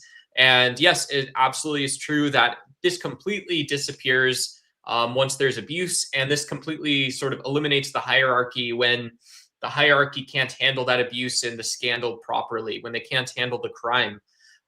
However, this is also the reason we don't throw the baby out with the bathwater is this is analogous to what we saw in education. People like John Searle have been accused of inappropriate behavior with students, if I remember correctly. This extends to a lot of academia, and people obviously can and should look up what these accusations are so we can go on a witch hunt, or so you can sort of develop your own opinion on what happens and how society manages this in different ways depending on the severity and the sort of circumstances of the case. But again, when we lose investigative rigor and we provide a catch line that starts drooping into the actual facts, when we allow the story to droop into facts, we most likely lose the thread of reality of what's actually going on in the world. Yeah. So there's something that I just wanted to mention, that the Catholic Church has paid a penalty for this, and more than what is the legal penalty. It's public opinion. In the court of public opinion, they've lost mad face over this child abuse thing. And not only that, I was just looking it up to see if Pew or anybody had any kind of numbers on the drops after the kind of sex scandal and how high it went with the bishops as far as dismissing and relocating. And while there's no Pew poll on it, there is an article that talks about the Catholic Church did an internalized number that doesn't seem to be publicly posted, but they are well aware that they took a serious hit on Sunday Mass. So at a global level. So I think there is, and I don't know what that serious number would entail. Again, I can't see it where it's publicly listed, but we're talking about something that could be a 10 or 15% decrease since that happened at a public level. Plus we now have Protestants that have always been slowly but surely outrunning the Catholic performance. And now things like this happen. It winds up giving more of a lead. You have more Protestants now than you have Catholics. So I think it was a punch in the gut to the Catholic Church, and I think they were penalized by public opinion. And we still, to this day, we make jokes about it. Am I saying that was enough penalty? Not at all, Duck. Not at all. But there is I was just going to say, Catholic Church is I always thought the Catholic Church was a fairly centrist, sort of justice-driven organization that took the most important parts of the Bible seriously. And it's become, just the way it's responded, even in, I know 2026, there's not like a ton of pending stories. It seems pretty localized again, but like, wow, it's just crazy how far they have to go now in order to keep the same story sort of top of mind. And it's just, again, to sort of emphasize this point that it is the Catholic Church that is doing this. It's a place that you would never expect it to happen, that seemingly is stretching you out in ways that you're not comfortable with. I think the most important position in big churches nowadays is the PR person. Because that's the most important thing to running a successful church nowadays, is you got to keep the public, in your favor.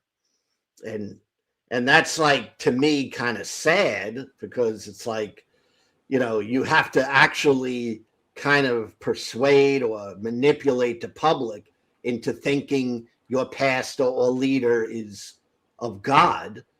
Yeah. When your eyes and ears tell you, no, something's wrong here. Years ago, there was this lady that was some part of the PR side of of the Catholic Church that I think she was involved with a debate with Christopher Hitchens and Stephen Fry. Did you ever see this debate?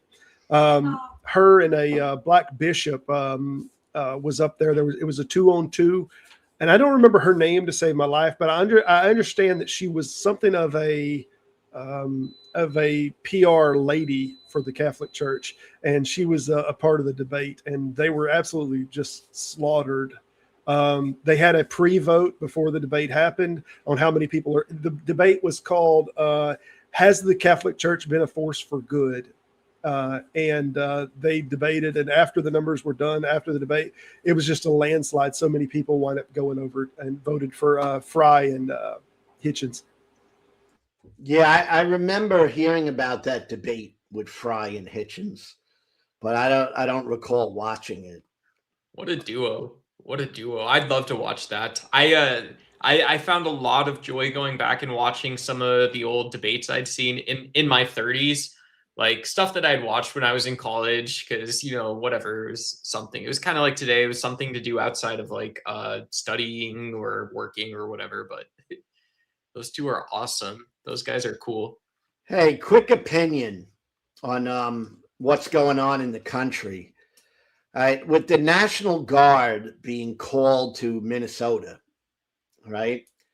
What is the National Guard supposed to be doing there? And I think it would be a very bad thing if they're there to just protect ICE. I think that's like really That's not ridiculous. a good thing. Yeah. Right. Well, I want to be clear. I worked in law enforcement for a short amount of time, and whenever I was very fresh in law enforcement, I had this kind of ideal that no, this is wrong. That, you know, you have to process everything. Somebody's got caught with a little bit of pot and whatnot. You're going to give them the arrest, or you're going to give them a citation, depending on the quantity of it and all. And I was very much, you know, let's follow the line, let's toe the line. And then I had an officer that was a partner of mine for a while that flipped over the Louisiana Statutory Guide of Criminal Law and showed me the very first section, which was written by a judge in there. And it stated that all laws herein were made for the betterment and the service of the people. And he asked me this question: do you think what you're doing is serving the people? And it was a very surreal thing, because this is the point that the whole damn book was written. Like, all of the laws, all of it is supposed to be for the service of the people. So when we have an area like Minnesota that doesn't want ICE there, if they're not accomplishing serving the people, what the hell are they doing? It doesn't make any sense. There's no law that you need to exercise or enforce if the people aren't interested in that thing being enforced. You're just being a tyrant at that point. I totally agree with that. All right. And I don't know, because I follow this stuff, and I know that Tim Walz has called for the National Guard, right? In Minnesota, in Minneapolis. He doesn't seem to be clear on why he's calling for them. I mean, do you know why he's calling for them? I don't know. Do you know, Duck? So I mean, I would just assume that it is political reasons, that America is not being made great again. And Tim Walz is Democrat.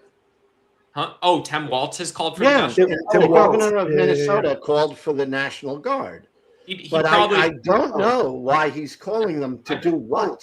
Yeah, so I'm pretty sure it's probably, I think Democrats involving you know, more expanded federal agencies is absolutely just to interface with those agencies and to provide the tools lawmakers need to push for transparent conversations about transparency. I don't know why else, you know, and I'm sure Tim Walz would like to prevent the Trump administration from taking a more drastic or something in federal executive control, which is absolutely viable. So I would see two reasons with the sort of counterpoint, like why Tim Walz shouldn't want the National Guard, other than FaceTime and keeping a president and MAGA out of it, would be to in order to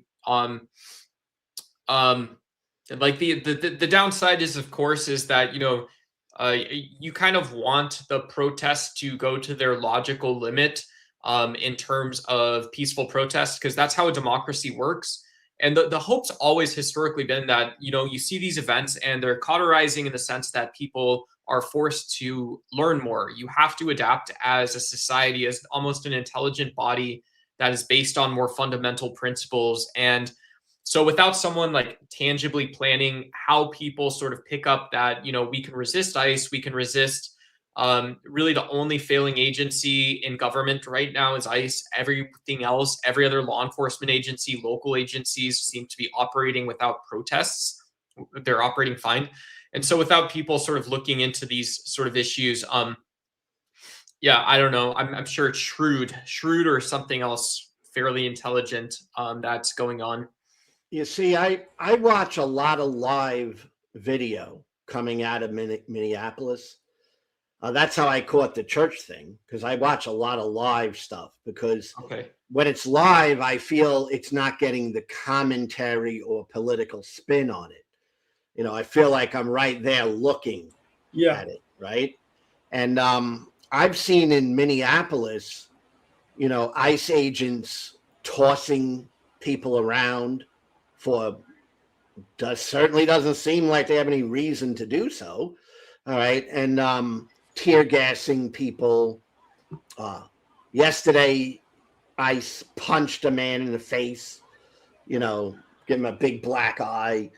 And when you see that, and let's say you're the local police or the National Guard that Tim Walz brings in, and you're standing there and you watch that, are you there to arrest the ICE agent, or are you there to just protect them? And that's the part I'm confused about, like what Tim Walz is actually doing there. I don't know. It seems like if you eventually have some kind of organizational interaction that goes violent, whether you have one governmental entity that winds up making a positional stand against another, that it's going to bring more and more light on this subject from the outside that somebody's screwing up here. But that having been said, I have enjoyed these conversations immensely, but I am going to have to go. Duck, it's been great talking to you. Appreciate you. And I'm going to head out too. I just appreciate both of you stopping in and shooting the breeze. I really do like that. I try to learn, I try to learn different takes on these issues, because I think these issues are going to shape the direction of America. I hope so. It's crazy. It's crazy to think that, the Democratic position has, like, our democracy in general, right? Our democracy in general has gone from wondering if people will remember Bessie Smith, they'll keep the blues alive, they'll protect American art, and they'll vote Democrat, right? When you can't pay your bills because companies are driving your wages down and you're not keeping up with cost of living, vote Democrat. And we'll talk about drug prices too. And it's gone from that to now wondering what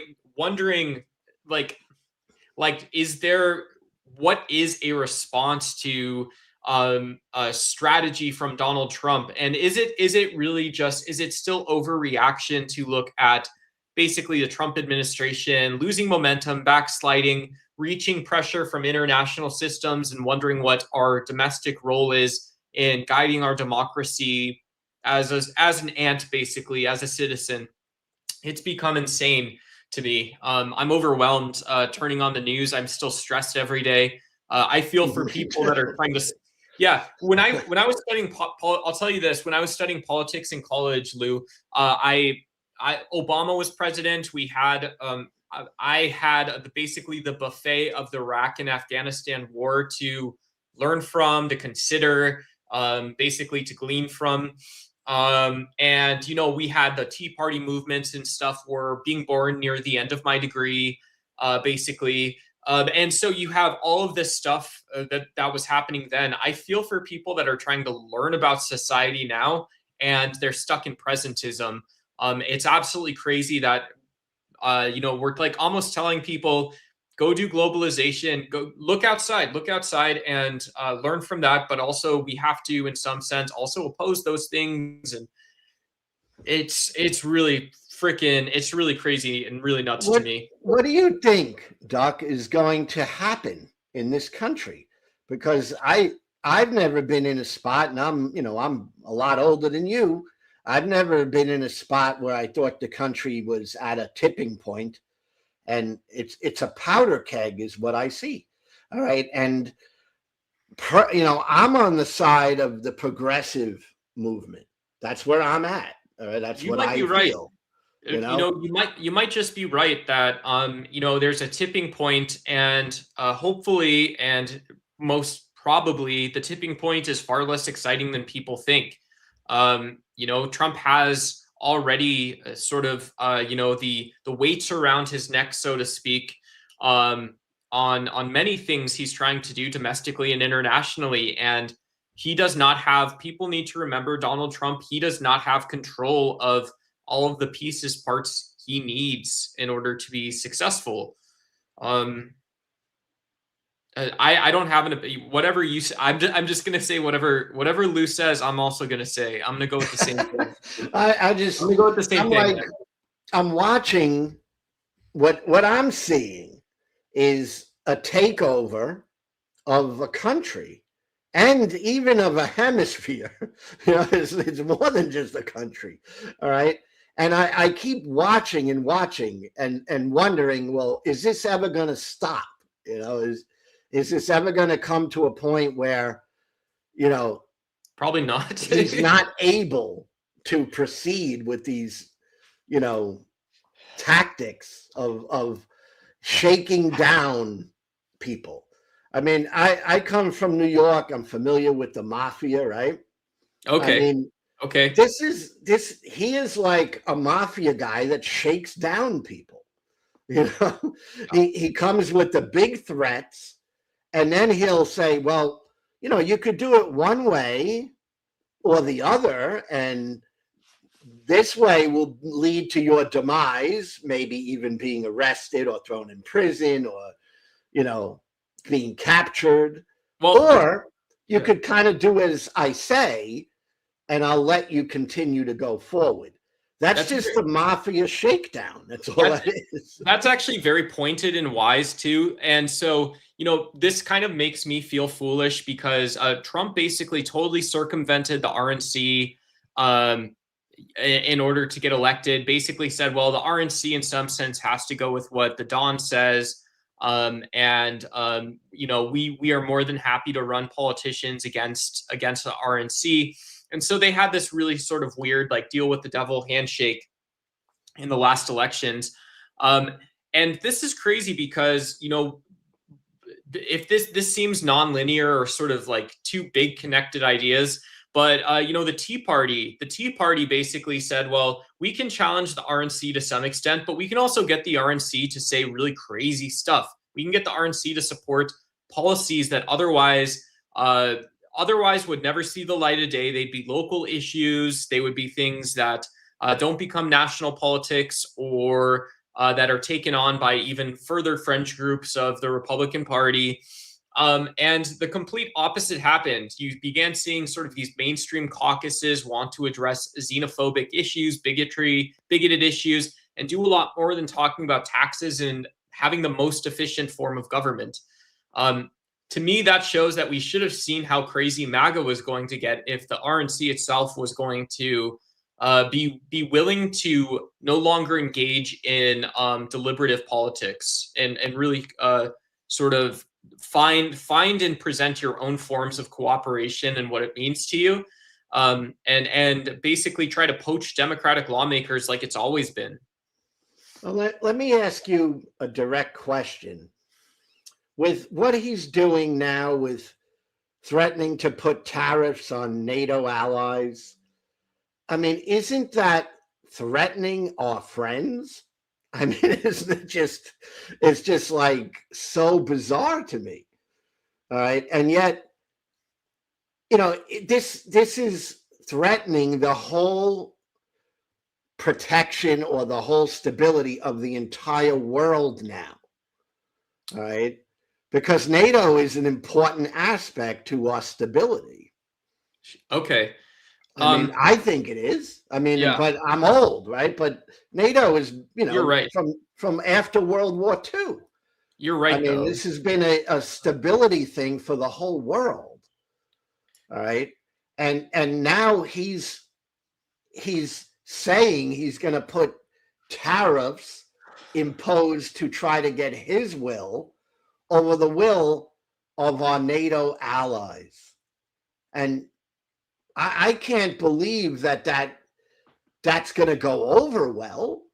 I mean, it's like, I mean, are all the NATO allies now going to say, okay, you run everything?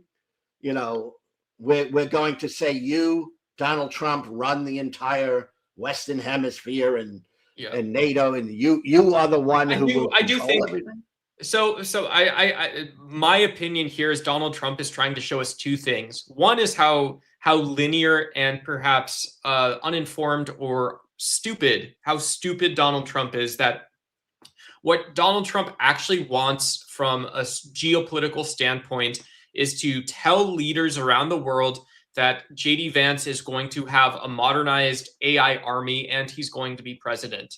He's going to have the result of Hegseth of extensive military spending, and he's going to have a willing populace to work with to support American interests.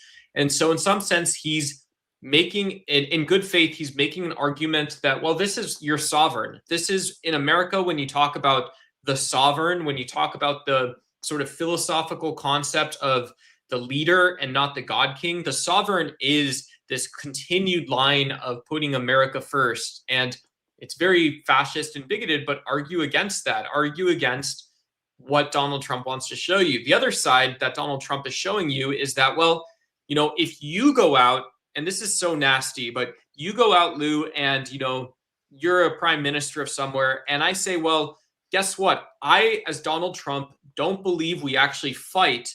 We don't actually fight over petty things. We don't fight because of minerals in Rwanda or the Congo. We don't fight over Congolese rebel groups. We don't go out and kill each other because the copy machine factory had a bad quarter. You told me this is how we do it, and I told you this is how we do it. And so let me show you again. Let me show you a second time from the United States perspective, without specifying what we get out of this. Let me show you that you always have a little pressure valve or blow off valve, and you've never actually valued the United States, and you've never actually valued our contribution to the world.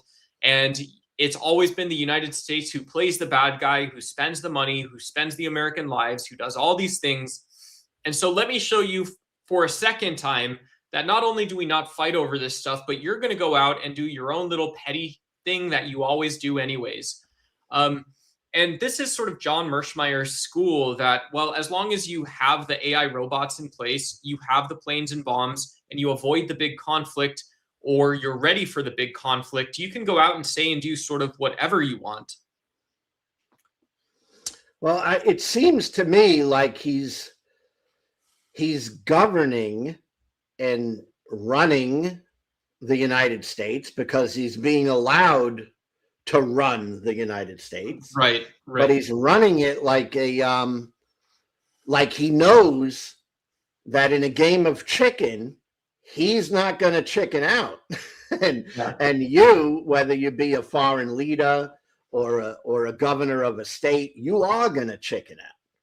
And he's going to end up winning. I mean, that's what I'm sensing he's doing. And I see him get away with this over and over and over again. You know, well, this is why Hitler spent years in jail. And this is just brief history and induction, a little analogy, but Hitler spent time in jail, and the real reason why Hitler went to jail is similar to the reasons people oppose MAGA and Donald Trump. It's that if we have to reinvent and re-explain the rules of decorum, and we have to reinvent and re-explain how state interest is pursued, how state interest is often and successfully pursued, and how international systems successfully sort of establish the rules of the game so states pursue their interests in a decent way. If you have to re-explain all this stuff, you end up just coming back around to the same thing over and over and over and over again. You reinvent the same rules because we efficiently found sort of the game theoretic outcome that most people were looking for. And so, you know, Donald Trump is just, you know, I don't know. I don't know the actual reason like that Trump's been successful, but my guess is, I recognize when someone is successful on a personal level. okay. So I think he's been successful because he's fought off any legal problems. He's shut down, he's made himself, or I wouldn't say he made himself, but he established himself as literally above the United States law, right? So now we have someone above the law, and he knows that. That's what I'm saying. So he's like, well, I could do pretty much whatever I want, and I'm going to push that all the way as far as I can to establish my own personal power, to the greatest of my ability to do so. And until I'm stopped, I'm going to keep going.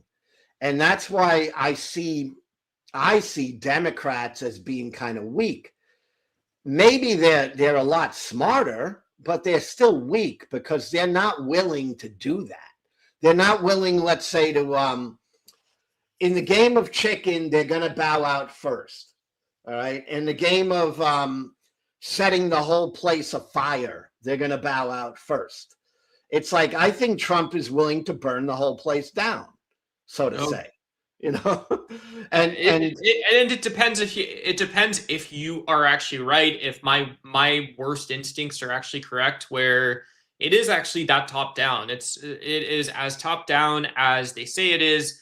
And Fareed Zakaria positioned some really interesting statistics that he attributes to the administration's decisions.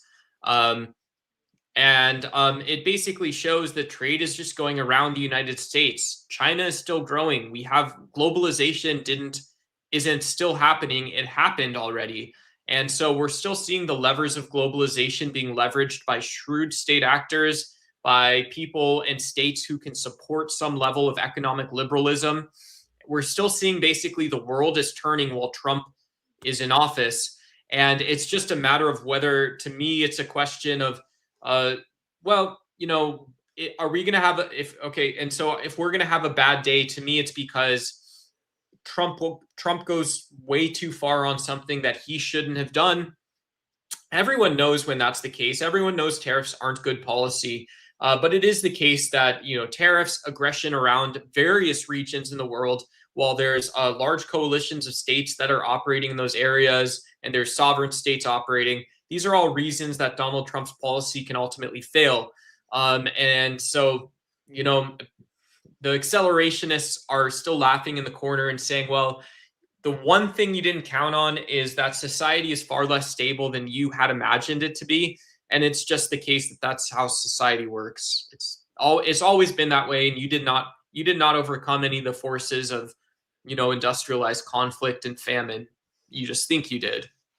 Well, I think what I'm looking at, and my take is that we're becoming more destabilized under Trump. All right. And that's a problem. That's a problem. All right. And I think a lot of the country just doesn't see it that way. They think that, we must conquer everybody, whether it be by manipulating their economies or, we must be, in power. It's a very imperialistic way of thinking. And I don't see that that's going to stop with him unless he's stopped. Right. And I don't think politics is going to stop him. I don't think, let's say in Minneapolis, what Tim Walz thinks and says, what Jacob Fry thinks and says, I don't think that's going to stop him. I mean, he doesn't play by those rules, so to say. He has the criminal mindset. That's what I'm seeing. Yeah, and so Lou, I would just my fair warning to you in chat is that be ready that there are geopolitical arguments and people in favor of Trump, even if objectively there isn't. I have not seen a single person who has mapped out Trump's path to success. And I have not talked to a single person who believes there's literally not a single IR studies PhD or master's student who believes American exceptionalism in any way applies to geopolitics. That has not been the case since perhaps briefly after World War II. So I'm highly afraid that that your opinion, your sort of analysis of the people, the places, the events that are involved is closer to reality than most would hope it actually is. Oh, I think nobody wants it to be like. I think it would be better if my opinion is way off. I mean, it would be better, but Right. I don't. I think that more and more people are starting to wake up, maybe, and say, "No, this is real now. You know, this is real." I mean, you know, and this is also really crazy because when we saw Silicon Valley and some of the big New York firms and big billionaires go with Trump in 2024, when we saw this, one of the things that sort of was upsetting is historically for American businesses, other than maybe oil and gas in Texas, like the Dallas-Fort Worth area, we would normally have also just said, well, we see Amazon operating very effectively out of Latin America. We see that some of the big startups are operating in Africa, the big startup accelerators, things like this. There's indicators that basically American style tech progress can comport and can work in a lot of different places. Even big tech, Google effectively operates around the world.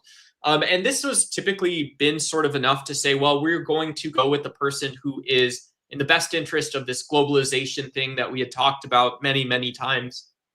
And so, this is the other sort of very scary storyline that's happening right now is that as Donald Trump has gone through and picked winners, he's picked industries, he's in some cases picked companies that he is defining as winners. We are seeing that he is attempting to sort of shore up support for what truly is a road to nowhere. It's truly something that itself where is going to be subsumed by the other problems that are created by the Trump administration. And even in the first place, doesn't really, in my opinion, create a good operating environment for CEOs and companies. Anyone who's grounded, anyone who understands what their company does, anyone who actually has a vision and believes in the future and can remain grounded at the same time should see that the Trump administration is broadly telling their customers to go fuck themselves. He's telling everyone, go fuck yourself. And as a CEO at some point, or as if you're on a board or you're an investor, you should say, no, well, you can't do that. In a democracy, I get to say you can't do that. You see what you're saying? I agree. That's what he's doing. All right.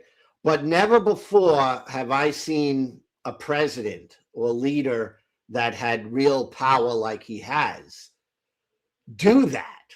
I mean, they're always trying to, middle of the road try to, compromise. Definitely. Right? I don't see any of that with him.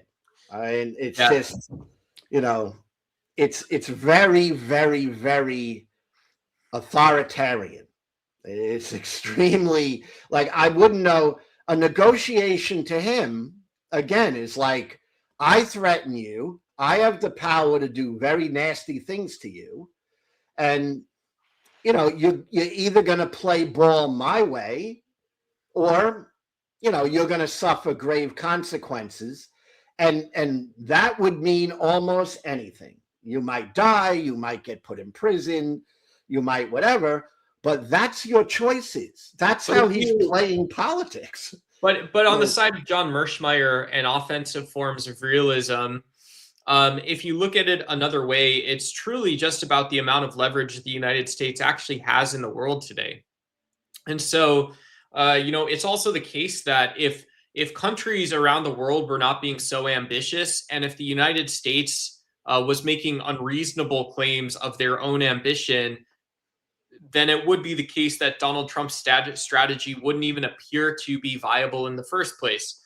So never mind for a second the fact that many people do not believe Donald Trump's strategy is actually viable in terms of producing any sort of optimal outcome for the United States and keeping it there.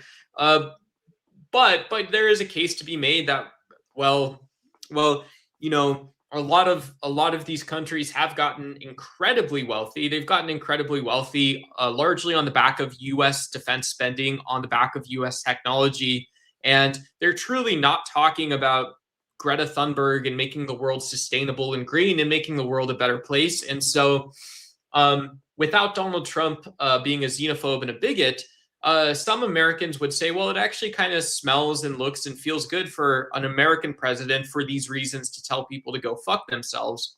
It's just unfortunate Donald Trump is actually basically an autocrat. He gave the finger the other day to somebody. F you, he says. He says, F you, buddy. Let's get out of here, bud. I mean, I'm an old man. I didn't see presidents giving the finger to people. By the way, Lou, I posted if you're in Taco's Discord, I posted a video of this Boston guy going, because I know New Yorkers and Bostoners have the two greatest accents, but I posted a video of this guy who's going around and pointing at stuff going, bear hair, chair, bear hair, chair, bear hair. Anyways, I thought you might enjoy that one, but I mean, is it a president, like there's no dignity anymore at all? The president now gives the finger, and I mean, yeah. Well, he's a president. He's not. He is the president, but he's also a president. You don't get to change parts of speech, because you want to, and people are still watching Donald Trump and the Trump administration, hoping that he accepts that.